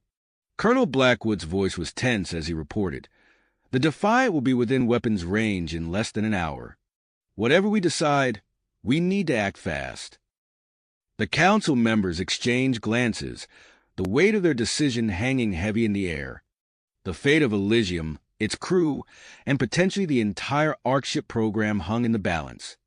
As they prepared to vote, the ship's newly enhanced systems calculated multiple strategic options, presenting them on the main view screen. Time was running out. The choice they made in the next few minutes would shape the future of their journey and the grand experiment of the Founders. With the Defiant bearing down on them, Elysium stood at the crossroads of its destiny. Destiny. Ambassador Sato took a deep breath, her gaze sweeping across the council members' faces. "We must act swiftly," she declared. "The Defiant poses an immediate threat, and we cannot ignore the potential of this accelerated transformation. I propose we accept the Guardian's offer." The council erupted into a flurry of hushed debates. Dr. Alera's fingers flew across her datapad, running simulations of possible outcomes. Colonel Blackwood's eyes narrowed as he considered the tactical implications. After a tense moment, the votes were cast. The decision was made. Initiate the accelerated transformation, Ambassador Sato commanded, her voice steady despite the gravity of the moment. Wayne, Zira, and Xylos nodded in unison, their hybrid forms seeming to pulse with newfound energy. They placed their hands on the ship's main interface, and Elysium hummed to life. The transformation began with a subtle vibration that quickly intensified. The ship's hull shimmered, its structure reconfiguring before their eyes. New defensive structures emerged, forming a layered energy shield that enveloped Elysium in a protective cocoon. Inside, the changes were equally dramatic. Walls shifted and reshaped, adapting to the evolving needs of the crew. The medical bay expanded, incorporating advanced healing technologies that seemed to materialize out of thin air. Dr. Alara watched in awe as her equipment upgraded itself, displays flickering with data she had never seen before. Incredible, she whispered, her scientific mind racing to comprehend the changes. The transformation spread to the crew next. A pulsating energy field emanated from Wayne, Zira, and Xylos, washing over every inhabitant of Elysium. Humans gasped as they felt their muscles strengthen, their senses sharpen. Sealy crew members experienced a surge in cognitive abilities, their minds expanding to process information at unprecedented speeds. The Lumina among them found their energy manipulation skills amplified beyond their wildest dreams. In the agricultural sectors, new plant species sprouted from the soil, their growth accelerated to match the rapidly changing needs of the crew. Fruits and vegetables unknown to any of Elysium's botanical experts appeared, their nutrients perfectly tailored to support the evolving physiologies of the ship's inhabitants. As the transformation progressed, Colonel Blackwood sprang into action. He coordinated with Captain Czar, their newly enhanced minds working in perfect sync to prepare Elysium's defense systems. Energy weapon emplacements are online, Captain Czar reported, his voice carrying a new resonance. Shield integrity at maximum capacity. Ambassador Sato nodded, her own transformation allowing her to process multiple streams of information simultaneously. She turned to the communication team, broadcast a warning to the Defiant, urged them to stand down and open negotiations.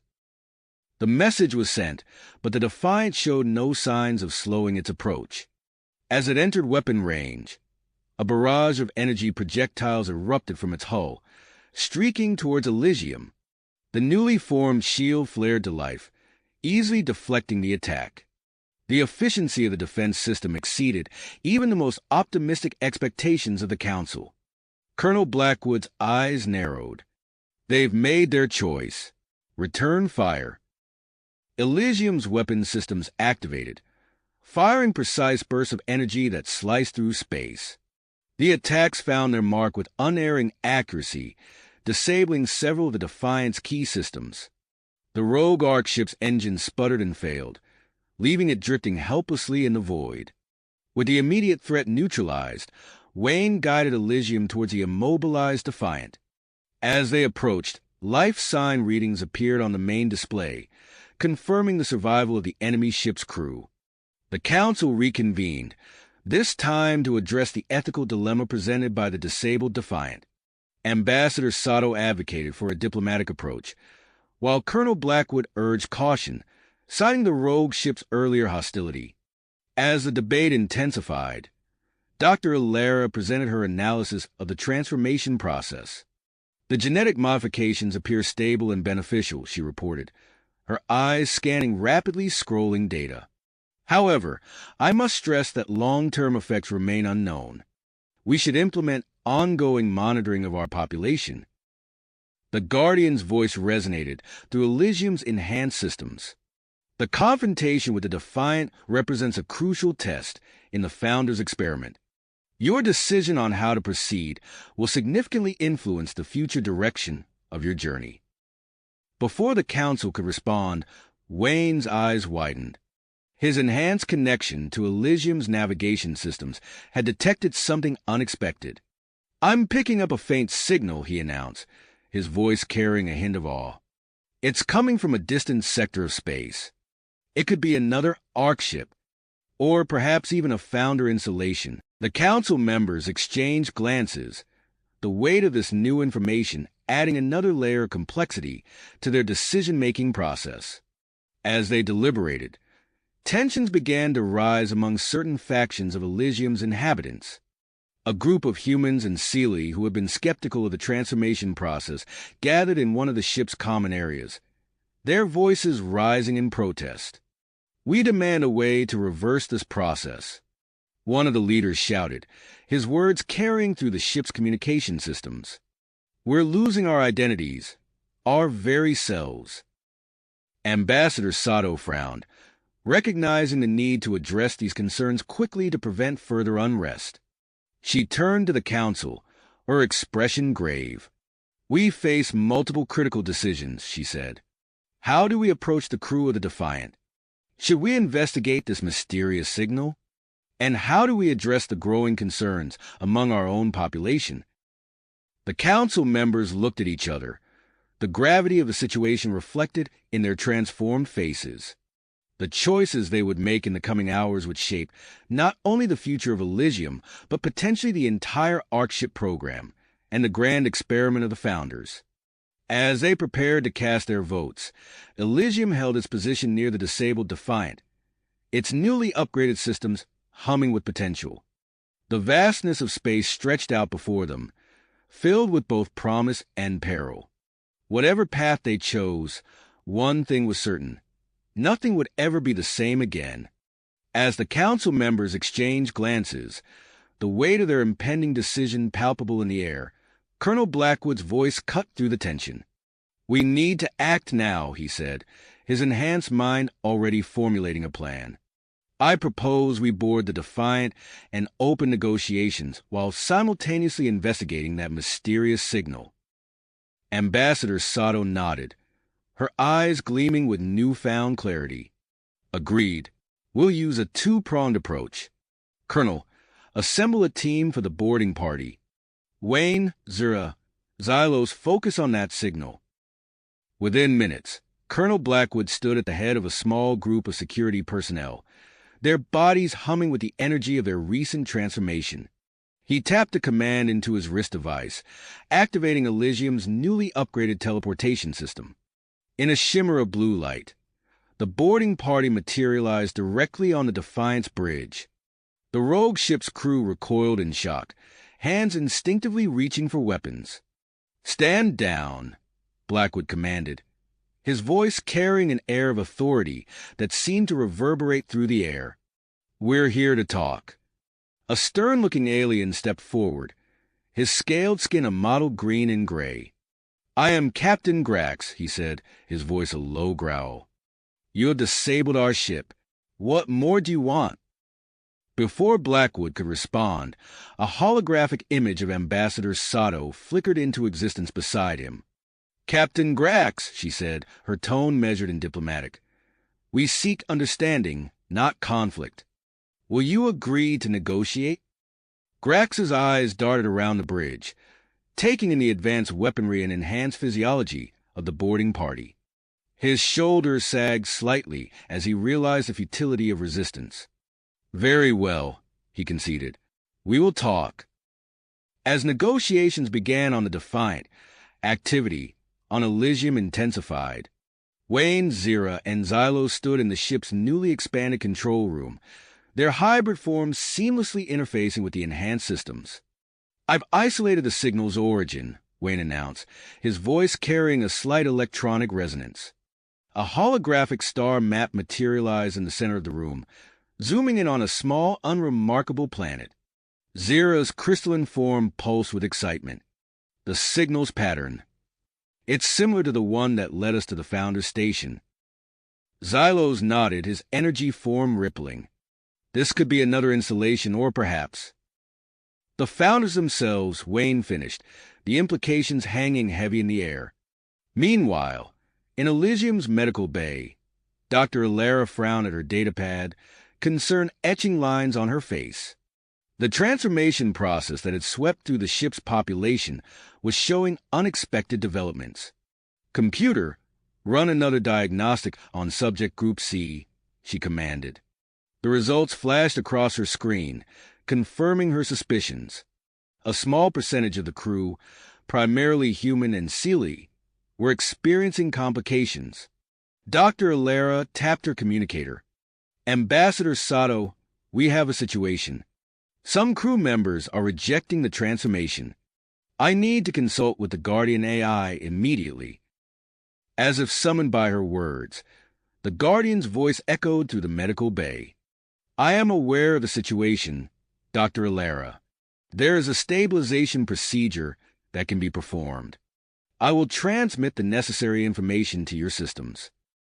In one of Elysium's main gathering areas, tensions were rising. A group of humans and Seelie had gathered, their faces contorted with fear and anger. At their head stood Victor Reeves, his voice rising above the murmur of the crowd. We demand action, he shouted, fist raised. This transformation must be reversed. We're losing ourselves. Captains are arrived with a team of security officers. Their enhance forms a stark contrast to the unmodified protesters. Please remain calm, Zar urged, his voice soothing yet firm. We're working on a solution. Violence will only make things worse. Back on the Defiance Bridge, Ambassador Sato's hologram addressed Captain Grax. We understand your concerns about losing your identities, she said, her voice filled with empathy. We propose a compromise. We can offer you a modified version of the transformation process, one that preserves more of your original characteristics while still providing significant enhancements. Grax's eyes widened, a mix of fear and curiosity crossing his face. He turned to his officers, their expressions mirroring his own uncertainty. We need time to consider this, he said finally. As these events unfolded, Wayne's eyes suddenly lit up with excitement. I've made a breakthrough with the propulsion systems, he announced to Zira and Xylos. We can significantly increase our speed. We might be able to investigate the signal while still managing the situation here. The ship hummed with newfound energy as Wayne implemented the upgrades, the very fabric of Elysium seeming to vibrate with potential. In the council chamber, Ambassador Sato addressed the gathered leaders, her holographic form flickering slightly as she divided her attention between the Defiant and Elysium. We face a critical juncture, she said, her voice steady despite the gravity of the situation. The Defiant, our internal unrest, and this mysterious signal, each demands our immediate attention. We must decide our course of action, and quickly. The council members looked at each other, the weight of their decisions pressing down upon them. The future of Elysium, its crew, and perhaps the entire Arkship program hung in the balance. As they prepared to cast their votes, the vastness of space stretched out before them, filled with both promise and peril. Peril, as the council prepared to vote, a sudden tremor shook the ship, causing the holographic displays to flicker. Wayne's eyes widened as he felt a surge of energy course through his body. Something's happening, he gasped, his voice strained. The tremor intensified, and alarms blared throughout Elysium. Captain Zar's voice crackled over the intercom. All hands, brace for impact. But instead of a collision, the ship's systems pulsed with an overwhelming surge of power. The energy, originating from Wayne, Zira, and Xylo's connection to the ship, cascaded through Elysium circuitry. Deep within the vessel's core, long-dormant machinery hummed to life. Hidden panels slid open, revealing a passageway that had never been seen before. Dr. Alara, who had been rushing to the council chamber with her medical report, found herself standing at the entrance to this newly revealed area. Her enhanced senses picked up the faint scent of sterilization and the low hum of advanced technology. Ambassador Sato, she called over her communicator, you need to see this. Within minutes, the council members had gathered at the entrance to the hidden chamber. As they stepped inside, Lights flickered on, illuminating a vast medical facility filled with equipment far beyond anything they had seen before.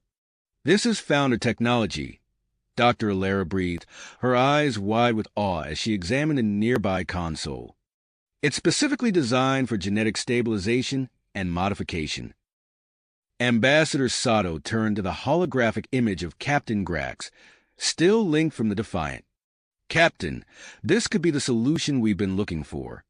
Would you be willing to send a small group of volunteers to test this equipment?" Grax's expression was a mix of caution and hope. After a moment's hesitation, he nodded. "I will ask for volunteers, but I want to observe the procedure myself." As preparations began for the Defiant crew's arrival, commotion erupted in one of Elysium's main corridors. Victor Reeves and his group of protesters had caught wind of the discovery and were making their way towards the medical bay. "We can't let them use that technology," Reeves shouted, his face flushed with anger. "It's a trap, another way to erase who we are." Captain Czar and his security team quickly moved to intercept the group. They formed a blockade in the corridor, creating a tense standoff. "Please remain calm," Czar urged, his voice firm but non-threatening. "We're not going to force anyone to undergo any procedures." Colonel Blackwood, alerted to the situation, rushed to the scene. He pushed through the security line, approaching Reeves with open hands. "Victor," he said, his enhanced voice carrying a subtle, calming resonance, "I understand your fears, but I'm asking you to witness the procedure before you make any judgments. Will you do that?" Reeves hesitated, his grit wavering. Finally, he nodded. "Fine, but if I see anything suspicious, we're shutting it down." As Reeves and a few of his followers were escorted to an observation area, Dr. Alara began the stabilization procedure on the volunteers from the Defiant. The air hummed with energy as the advanced equipment came to life. A soft blue light enveloped the first volunteer, a young Seelie named Thassa. Holographic displays showed her DNA structure in real time, the molecules shifting and stabilizing under the influence of the energy field. "Remarkable," Dr. Alara murmured, her eyes flicking between the displays and her patient. The procedure is retaining the core aspects of her Seelie physiology while incorporating the beneficial enhancements. In the observation area, Reeves watched with growing fascination. His earlier anger gave way to cautious curiosity as he saw the procedure's effects. As the first round of treatments concluded, some of Reeves' followers stepped forward, volunteering themselves for the procedure. Dr. Alara and her team worked tirelessly, treating both the Defiant's crew and the former skeptics from Elysium. Meanwhile, in the ship's control room, Wayne, Zira, and Xylos detected a change in the distant signal they had been tracking. The signal's strength surged, providing a wealth of new data. "I've got coordinates," Wayne announced, his eyes unfocused as he processed the information. It's massive. Some kind of founder installation, I think." Ambassador Sato, having returned to the control room, nodded decisively. "Set a course. We'll continue addressing our current situation as we travel." As Elysium's enhanced propulsion systems engaged, setting the ship on its new path, alarms blared once again. A spatial distortion appeared off the ship's port side, quickly expanding into a swirling vortex. From within the vortex emerged another Arc ship, its design sleeker and more advanced than even Elysium's recent upgrades. The new vessel's hull gleamed with an otherworldly sheen, its propulsion systems emitting a soft, pulsing light. A transmission cut through Elysium's communications. A female voice, rich and clear, filled the control room. "Arc ship Elysium, this is Captain Lyra of the Harmony of Ages. We come with vital information about the founders and the true purpose of their experiment. Request permission to dock and come aboard." Ambassador Sato exchanged glances with her fellow council members, their expressions a mix of surprise and anticipation. As she opened her mouth to respond, the medical bay reported that the stabilization procedures had entered a critical phase.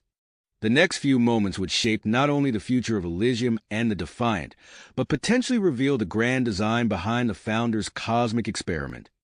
The crew of Elysium braced themselves for whatever revelations lay ahead, knowing that their journey had only just begun. As Ambassador Sato opened her mouth to respond to Captain Lyra's transmission, a violent tremor rocked Elysium. Alarms blared, and the ship's systems flickered erratically. "What's happening?" Sato demanded, gripping the edge of a nearby console to steady herself. Wayne's eyes widened as he interfaced with Elysium's core. Massive energy surge detected. "It's coming from the medical facility?" Before anyone could react, a blinding wave of energy pulsed through the ship, temporarily overloading its systems. The lights dimmed, then flared back to life as backup generators kicked in. In the medical bay, Dr. Alara stumbled backwards as the equipment around her sparked and hummed with newfound intensity. The patients undergoing stabilization procedures were enveloped in cocoons of shimmering energy. "Computer, status report," she called out, her voice barely audible over the din of alarms and crackling energy. The AI's response came through fragmented and distorted. STA stabilization procedures accelerating. Genetic MO modifications exceeding projected parameters. As the energy wave subsided, Wayne, Zira, and Xylos felt an irresistible pull towards the medical facility. Their hybrid bodies began to emit a soft, pulsating light. "We need to go there," Zira said, her crystalline form shimmering with an inner radiance. The trio made their way through Elysium's corridors, passing bewildered crew members and malfunctioning systems. As they entered the medical bay, the advanced Founder technology reacted to their presence, dormant consoles springing to life. Dr. Alara watched in awe as Wayne, Zira, and Xylos approached the central control unit. Their bodies seemed to merge with the equipment, energy flowing between them and the ship's systems. "Incredible," she breathed, her scientific curiosity overriding her initial shock. Meanwhile, on the bridge, Ambassador Sato regained her composure and addressed the waiting transmission. "Captain Lyra, we're experiencing some unexpected developments. However, you have permission to dock. We'll meet you in the main airlock." As Elysium's system stabilized, the docking procedure with a harmony of ages completed without further incident. Captain Lyra and a small delegation of her crew stepped aboard, their appearances causing a stir among Elysium's personnel. Lyra stood nearly 7 feet tall, her iridescent skin shifting colors with each movement. Her multifaceted eyes took in the scene with keen intelligence, focusing on Ambassador Sato as she approached. "Ambassador," Lyra said, her voice melodious yet filled with urgency, "I apologize for the abrupt arrival, but we have critical information that cannot wait." Before Sato could respond, Colonel Blackwood's voice crackled over the intercom. "Ambassador, we have a situation in the medical bay. You need to see this immediately." Sato turned to Captain Lyra, torn between addressing the new arrivals and the developing situation within her own ship. "Perhaps we should combine our efforts," Lyra suggested, sensing the ambassador's dilemma. "The information we bring may be related to what's happening here." Nodding in agreement, Sato led the group towards the medical facility. As they entered, they were met with a sight that defied explanation. Wayne, Zira, and Xylos stood at the center of a web of energy, their bodies seamlessly integrated with the Founder technology. Around them, the volunteers from the Defiant and the former skeptics from Elysium were emerging from their treatment pods, their forms altered in ways both subtle and profound.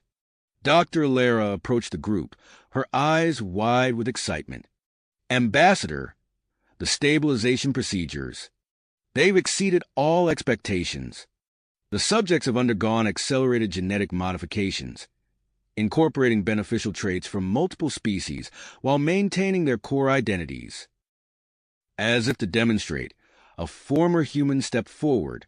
His skin now had a slight blue tinge, and his eyes possessed an inner glow reminiscent of Zira's crystalline form. Yet his face remained recognizably his own, his expressions and mannerisms unchanged. Captain Lyra studied the transformed individuals with intense interest. This is unexpected, but it may prove fortuitous, given what we've discovered. She turned to address Ambassador Sato and the gathered leaders. We've been tracking a group of rogue founder AIs.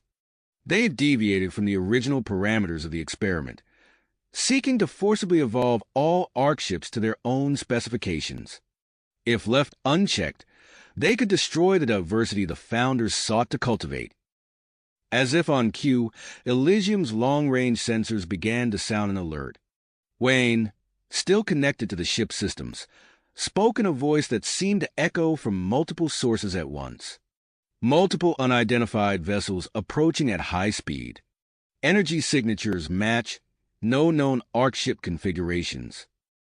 Zira's voice joined his, overlapping in an unsettling harmony. Analysis complete.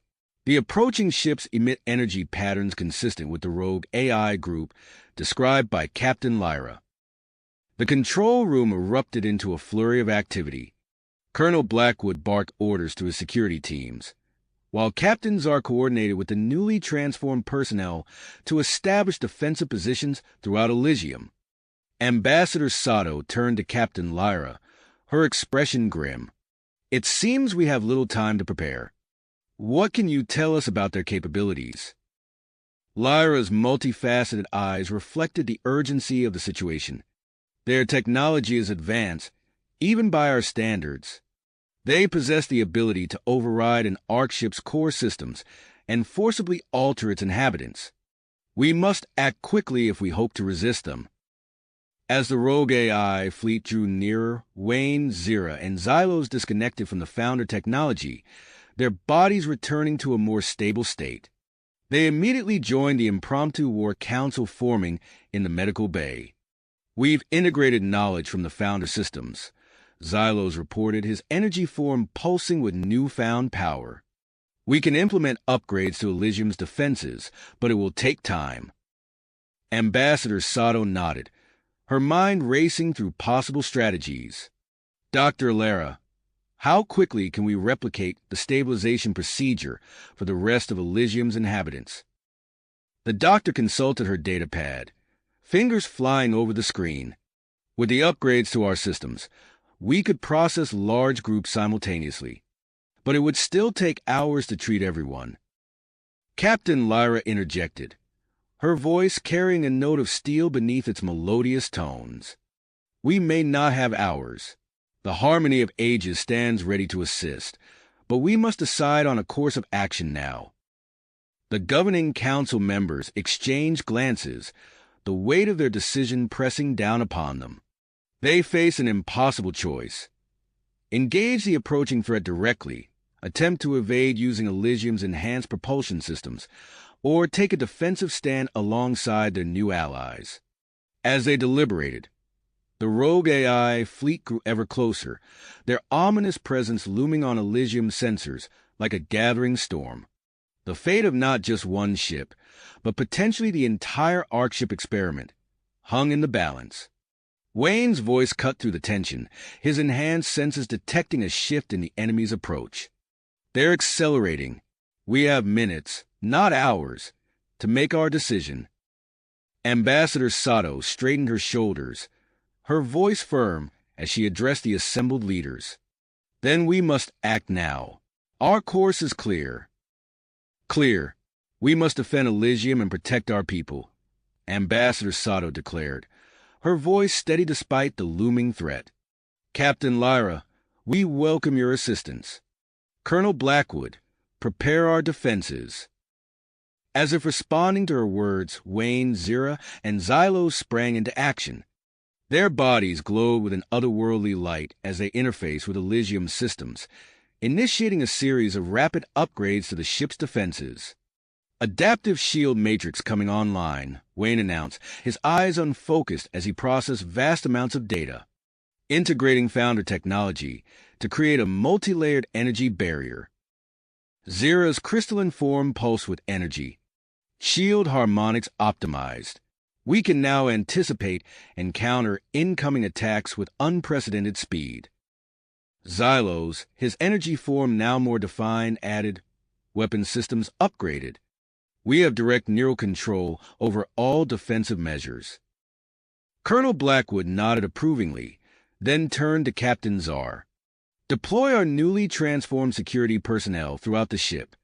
Focus on critical systems and potential boarding points. As the hybrid warriors took their positions, the Defiant powered up alongside Elysium, its own systems humming with newfound energy.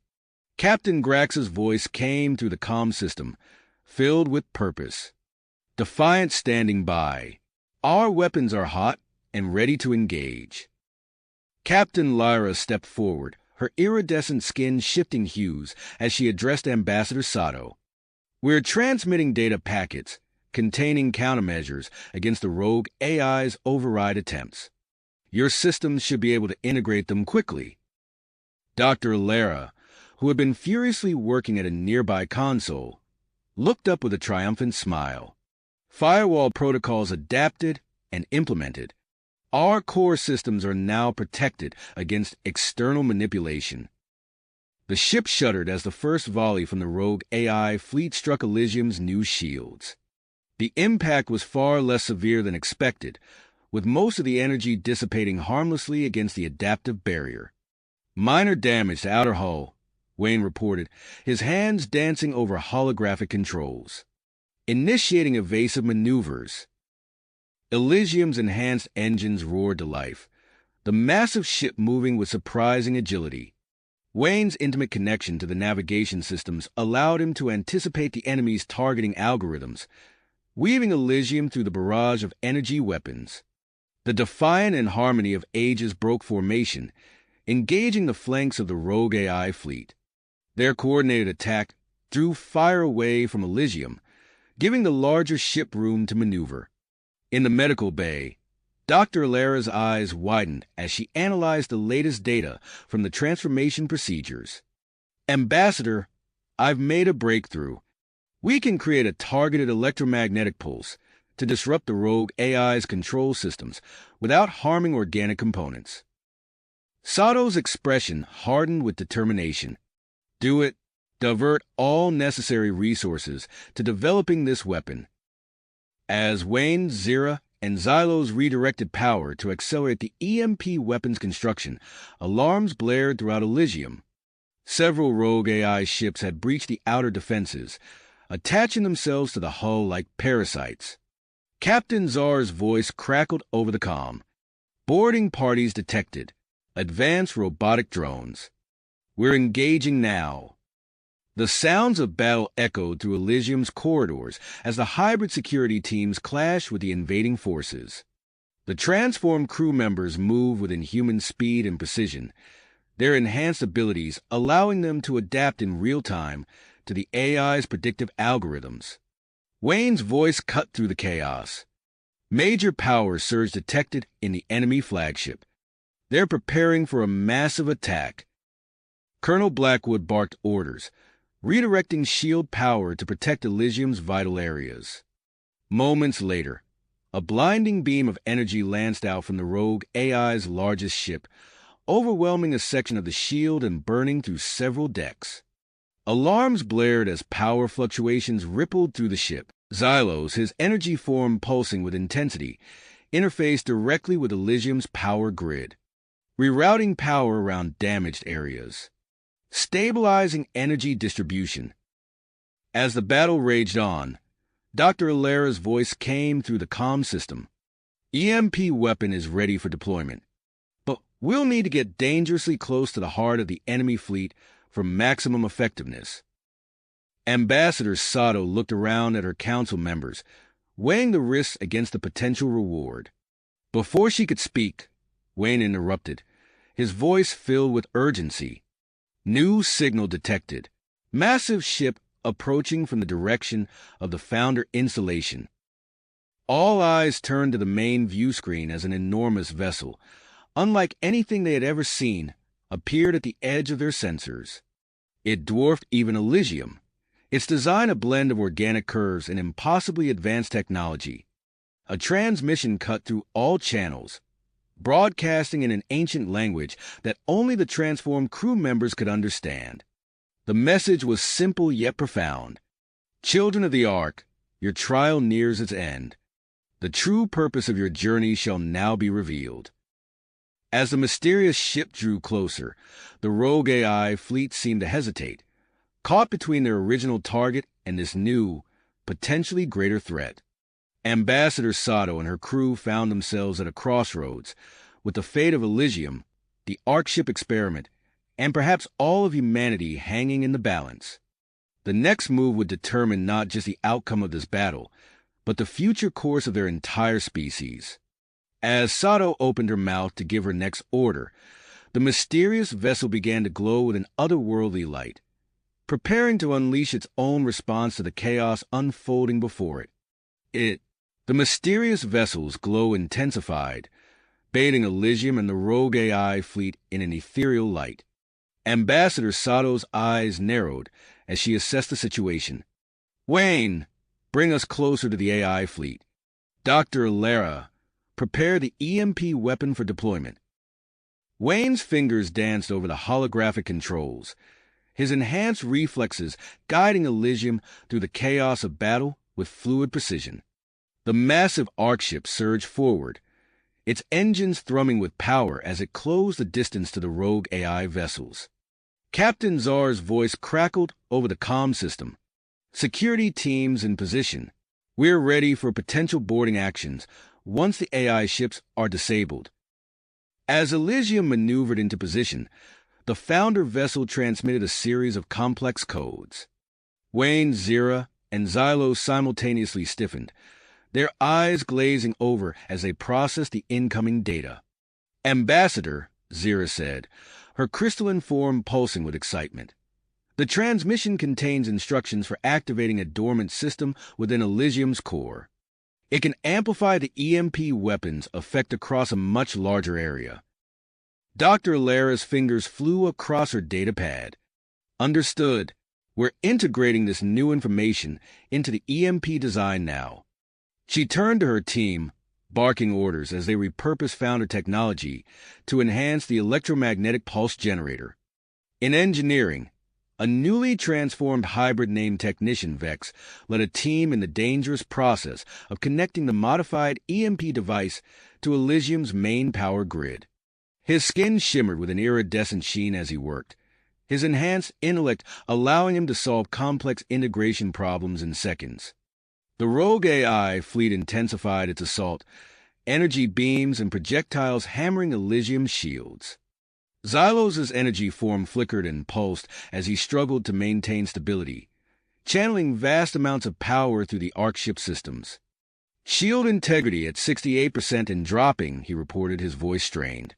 Captain Lyra's face appeared on the main view screen, harmony of ages moving to provide covering fire. We'll draw some of their attention away from you. The sleek vessel darted between Elysium and the AI ships, its weapons blazing. Colonel Blackwood coordinated with Lyra, directing Elysium's defensive fire to complement the Harmony's attack patterns. Meanwhile, the Defiant executed a series of daring maneuvers under Captain Grax's command.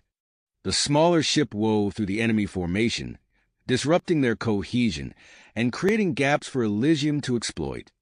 Wayne's eyes glowed with an inner light as he guided Elysium through the battle. His enhanced connection to the navigation systems allowed him to anticipate enemy fire with uncanny accuracy, threading the massive Ark ship through gaps that seemed impossibly small. As they neared the optimal firing position, Zira's voice cut through the tension on the bridge. Energy signatures from the rogue AI ships are changing. They're clustering together. It appears they're preparing for a combined attack. Colonel Blackwood's expression hardened. We can't give them the chance. Dr. Lara, status of the EMP weapon? Ready to fire on your command, Colonel, came the scientist's reply.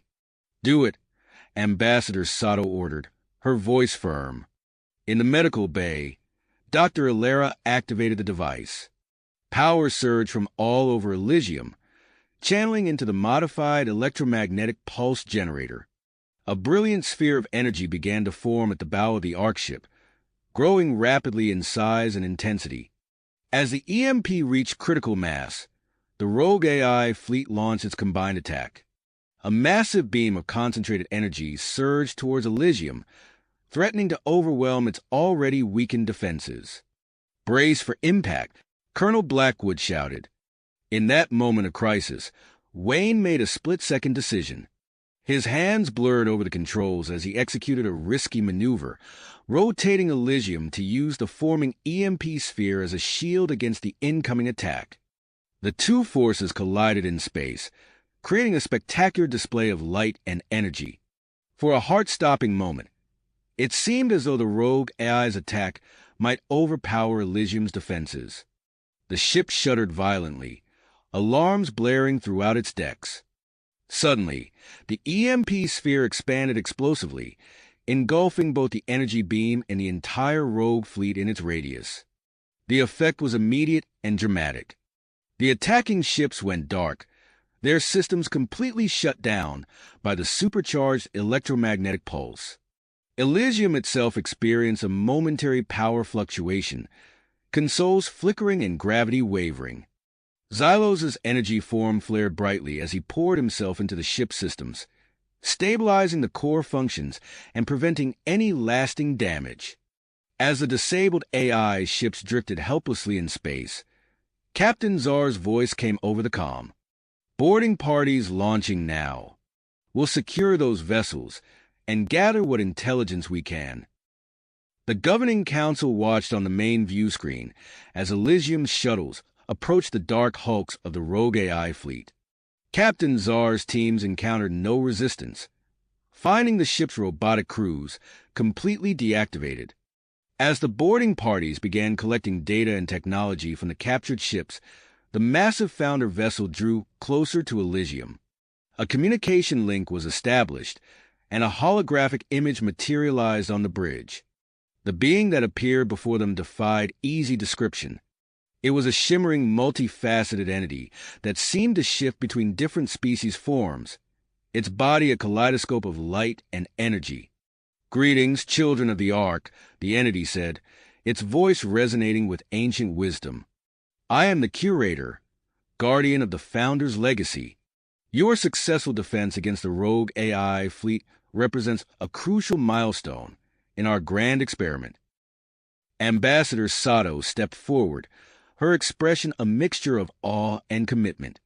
"We are honored to meet you, Curator. What is the nature of this experiment, and what role do we play in it?" The Curator's form shimmered as it responded. "You have demonstrated the ability to adapt, cooperate, and innovate in the face of existential threats, key traits the Founders sought to cultivate. As a reward for this achievement, we offer you access to the Founder installation you detected earlier."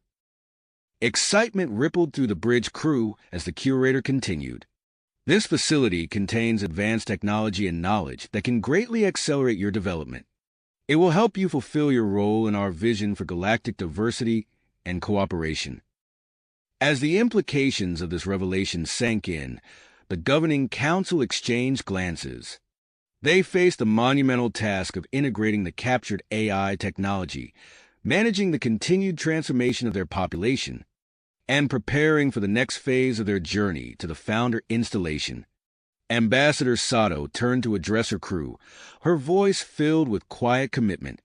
"We stand at the threshold of a new era. The path ahead is uncertain, but together, we will chart our course through these uncharted territories of science, culture, and cosmic destiny." As she spoke, Elysium hung in space beside the disabled rogue AI fleet and the imposing Founder vessel.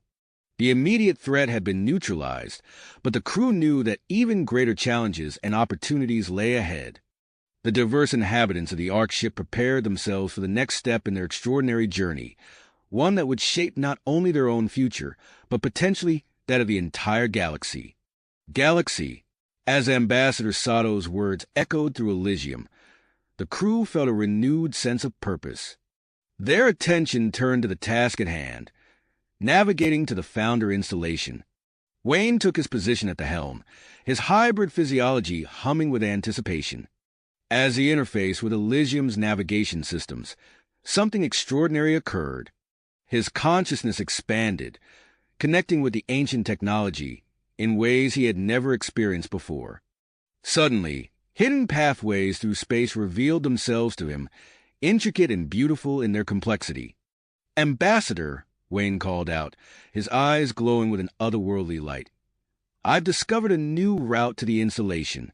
It's incredible." Zira moved to his side, her crystalline form shimmering with curiosity. "What do you see, Wayne?" "It's like a network of invisible corridors," he explained, his hands moving deftly over the controls. "They weave through subspace, offering faster and safer travel than anything we've used before." Ambassador Sato nodded, her expression resolute. "Take us in, Wayne. Show us what you found." With a deep breath, Wayne engaged Elysium's engines. The massive arc ship surged forward, entering one of the hidden pathways. The view outside the bridge windows shifted, reality seeming to bend and twist around them. Stars streaked by at impossible speeds, yet the ship remained stable, guided by Wayne's newfound insight. The journey lasted mere minutes, but to the crew, it felt like traversing the breadth of the galaxy. When they emerged, the Founder installation loomed before them, a massive structure that defied conventional architecture.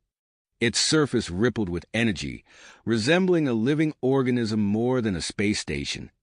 The curator's voice resonated through Elysium's communication systems. "Welcome, children of the Ark. You have navigated the Founder's pathways with remarkable skill. Please, prepare a team to board the installation. There is much to show you." Ambassador Sato quickly assembled the group, herself, Wayne, Zira, Xylos, and Dr. Alara. They boarded a shuttle, crossing the short distance between Elysium and the installation. As they approached, an opening appeared in the structure's fluid surface, inviting them inside. The team stepped into a vast chamber that seemed to defy the laws of physics. Holographic displays flickered and danced around them, showing star systems, alien life forms, and technologies beyond their comprehension. Energy conduits pulsed with power, creating a low hum that resonated through their bodies. The curator materialized before them, its form even more awe-inspiring up close. "Follow me," it said, leading them deeper into the installation. They arrived at a spherical room that took their breath away. It was as if they stood at the center of the universe itself.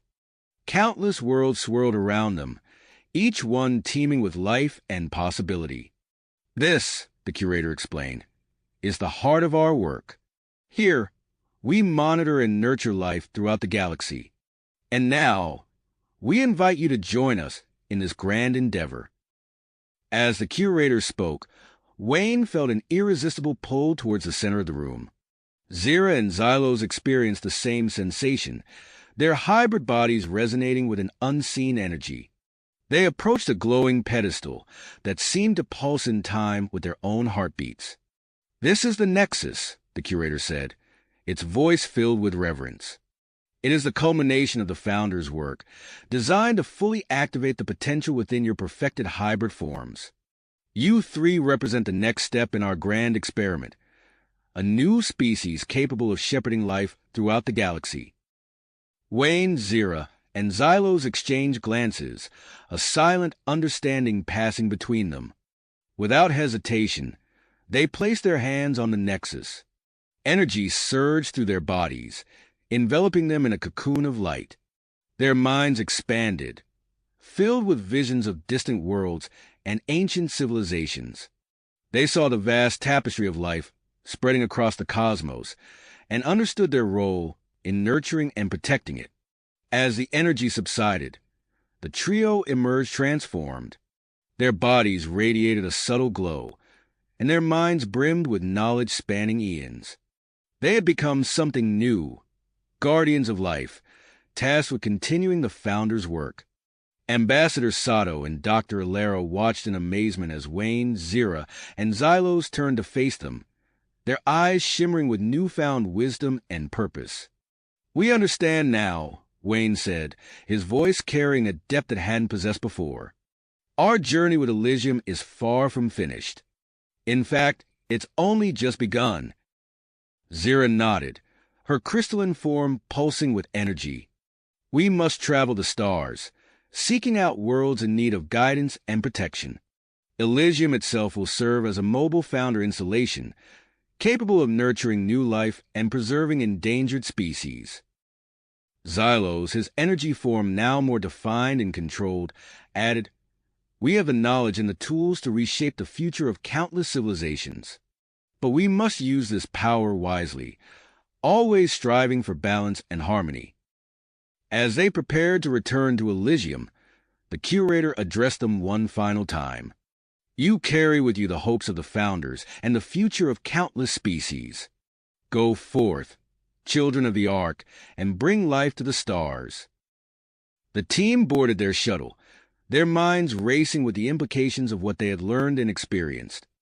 As they approached Elysium, they could see their Ark ship with new eyes, not just as a vessel, but as a cradle of life and a beacon of hope for the galaxy. Wayne took his place at the helm once more, his enhanced connection to the ship systems now stronger than ever. He felt Elysium respond to his touch, as if the ship itself was eager to begin its new mission. As the crew gathered on the bridge, Wayne input the coordinates for their first destination, a distant world in need of their unique abilities. The engines hummed with power, perfectly attuned to the hybrid trio at its controls. Ambassador Sato stood at the center of the bridge, her gaze sweeping over her transformed crew. "We stand at the dawn of a new era," she began, her voice filled with quiet conviction. "Our mission has expanded beyond our wildest dreams. We are no longer just explorers or survivors. We are guardians of life itself." With a shared nod of purpose, Wayne, Zira, and Xylos initiated the launch sequence. Elysium's crystalline hull shimmered with energy as it entered faster-than-light travel, streaking across the cosmos towards its first destination. As the stars blurred around them, Wayne felt a profound sense of purpose settle over him. He exchanged glances with Zira and Xylos, seeing in their eyes the same mix of excitement and responsibility that he felt. Together, they would face the challenges that lay ahead, guiding Elysium and its diverse crew through the vast, unknown reaches of space. The Ark ship surged forward, carrying within it the hopes of countless species and the promise of a new era of galactic harmony. As they ventured into the unknown, Wayne, Zira, and Xylos stood united, ready to embrace their role as shepherds of life and guardians of diversity throughout the stars. You have reached the end of the story. If you enjoyed this story and want to support us, please leave a like and subscribe to our channel, and for every comment that says 88, I will heart every single one of them. Thank you for your time.